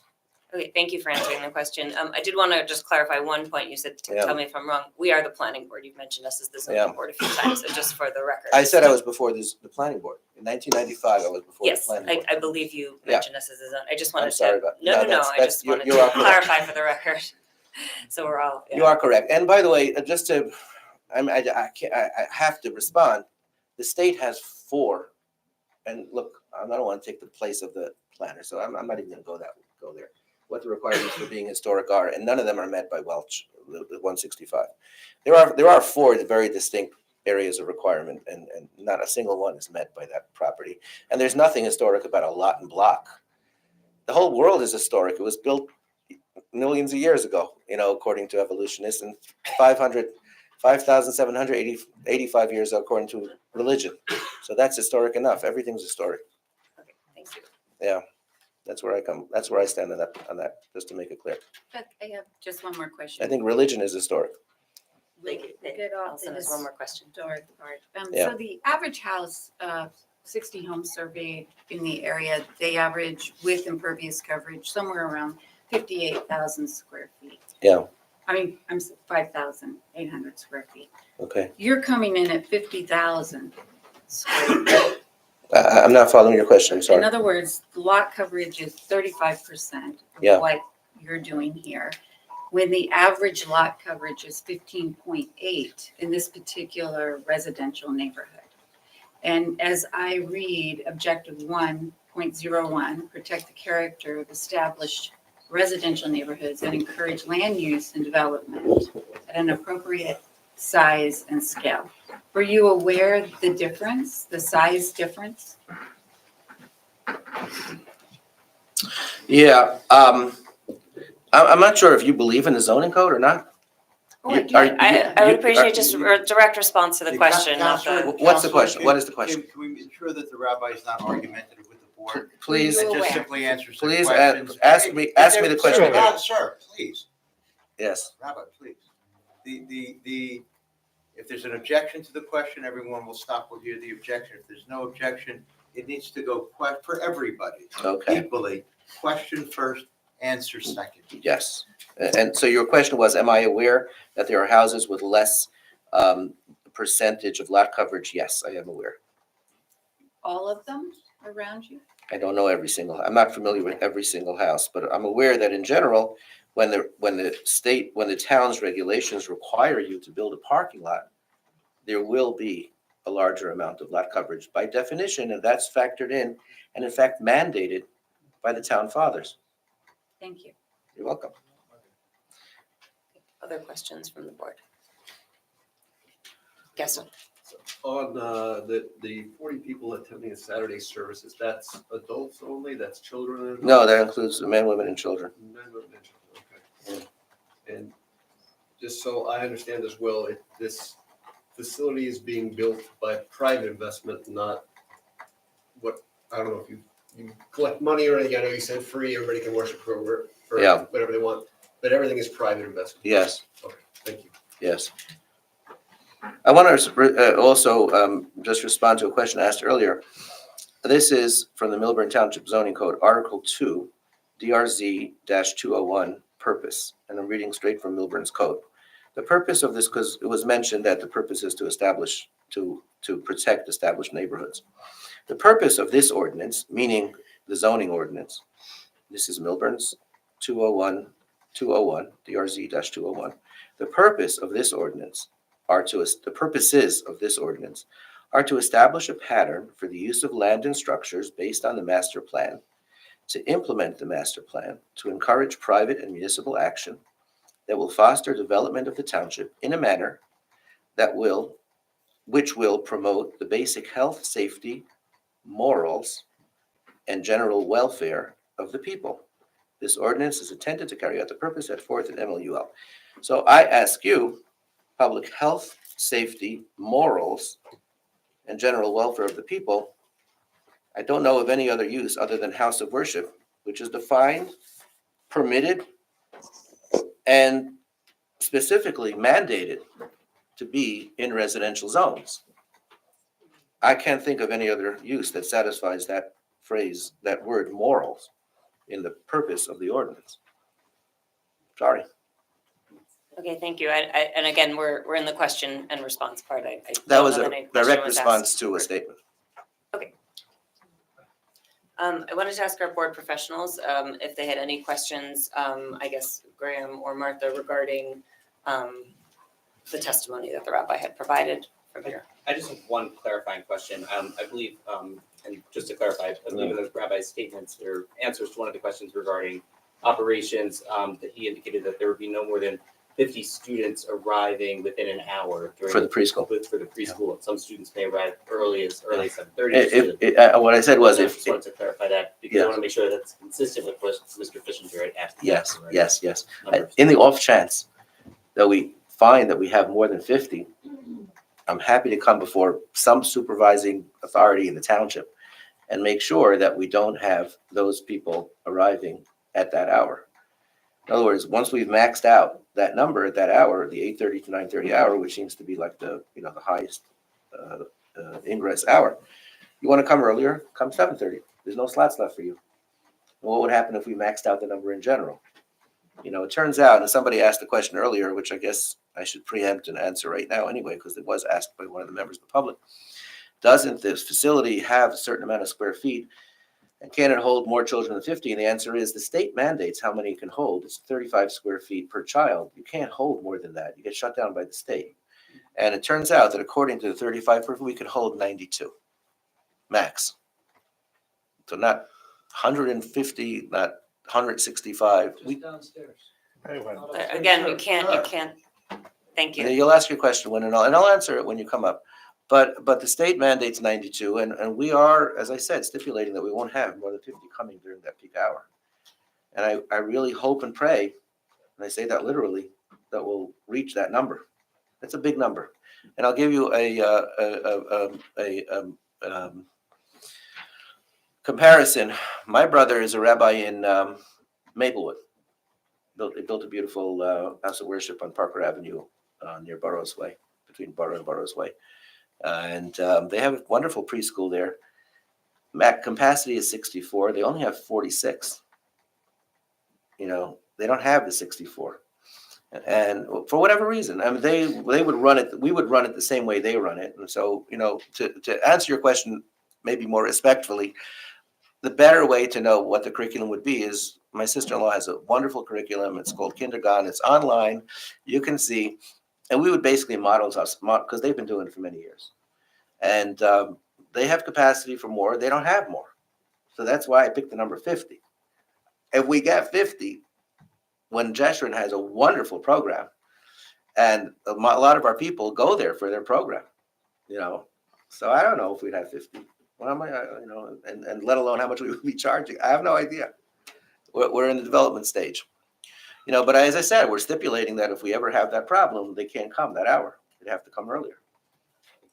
They probably would, actually, because a lot of parents want to have 7:30 drop-off. I just want to clarify, because we talked about the stipulation and you're phrasing it as 50 during the drop-off hour. Yes. My understanding was it was 50 end sentence. That was not my understanding. That was not my understanding. And the reason is because I don't want to get stuck in a place where our Hebrew school on Sunday might have 51 kids and all of a sudden I'm in violation of something, So if we are impacting traffic flows, that's a reason for us to be subject, and I'll answer the question fully. That's a reason for us to be subject to a stipulation that not another house of worship in town is subject to. So here's my problem, and you help me out here. Every other house of worship in town has received multiple variances by the zoning board, not by the planning board, to expand and to build, et cetera, over the years. And not a single time nobody has a stipulation as far as the number of kids.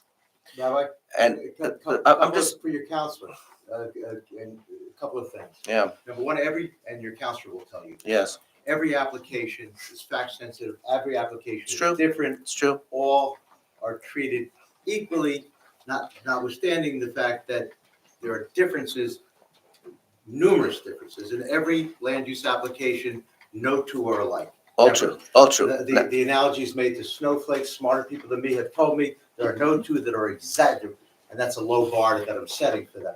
No two snowflakes are alike, although at least to my eyes, they all look the same.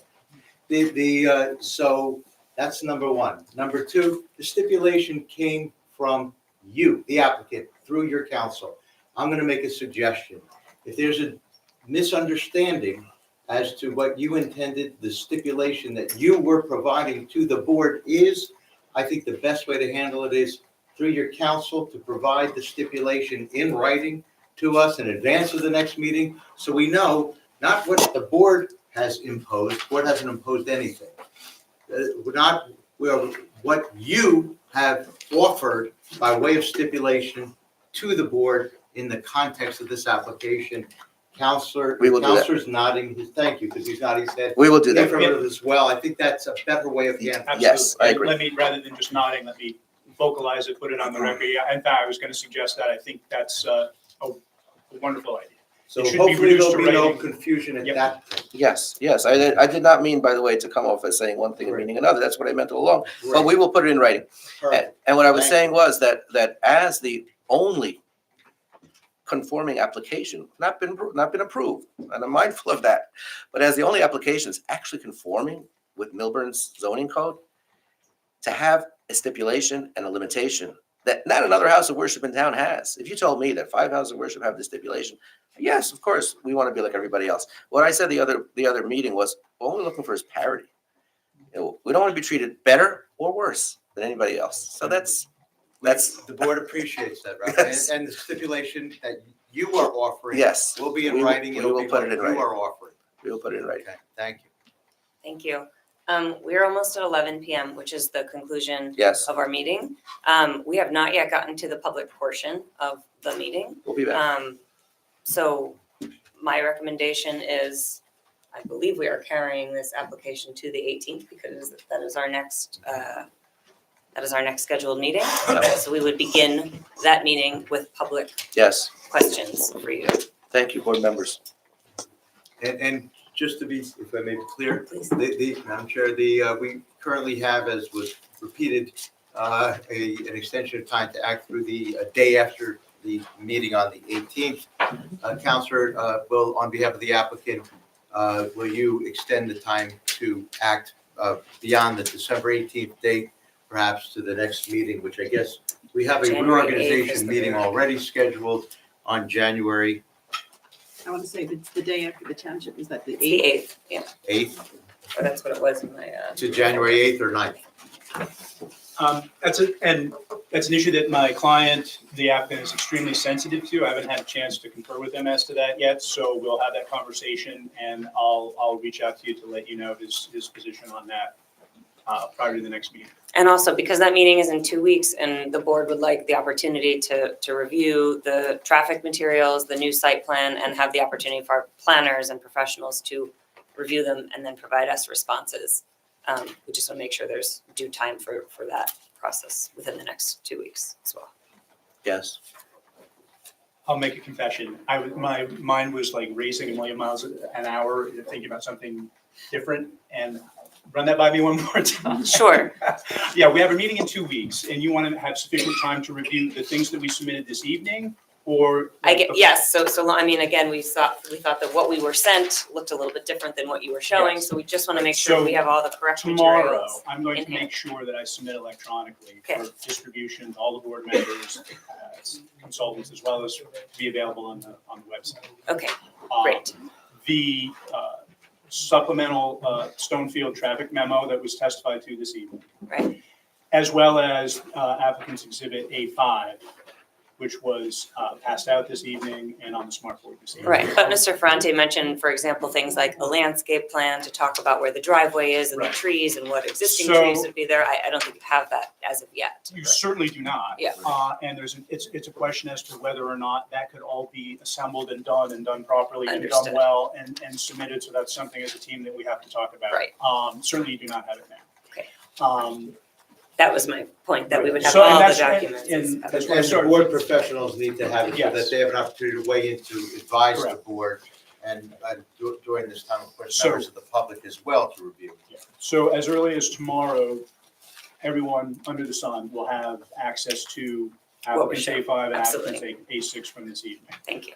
And the applicant understands that, and I guess, by the way, before we conclude the proceedings, as Mr. Warner's mentioned a number of times, kind of the main purpose for this exercise is to get some sort of sense of direction and confirmation that this was a movement in a positive direction and was responsive to the concerns that the board's consultant has raised. And this is something that it makes sense for us to fully engineer and do the detailed follow-up. And the question, as I understand it before the board, is recognizing that there's no commitment or, as far as the board's concerned, with respect, no preliminary determinations made by the board, but simply, is this responsive to the request of the board professionals and a positive movement warranting you to provide the fully engineered plan so that everybody can work from them?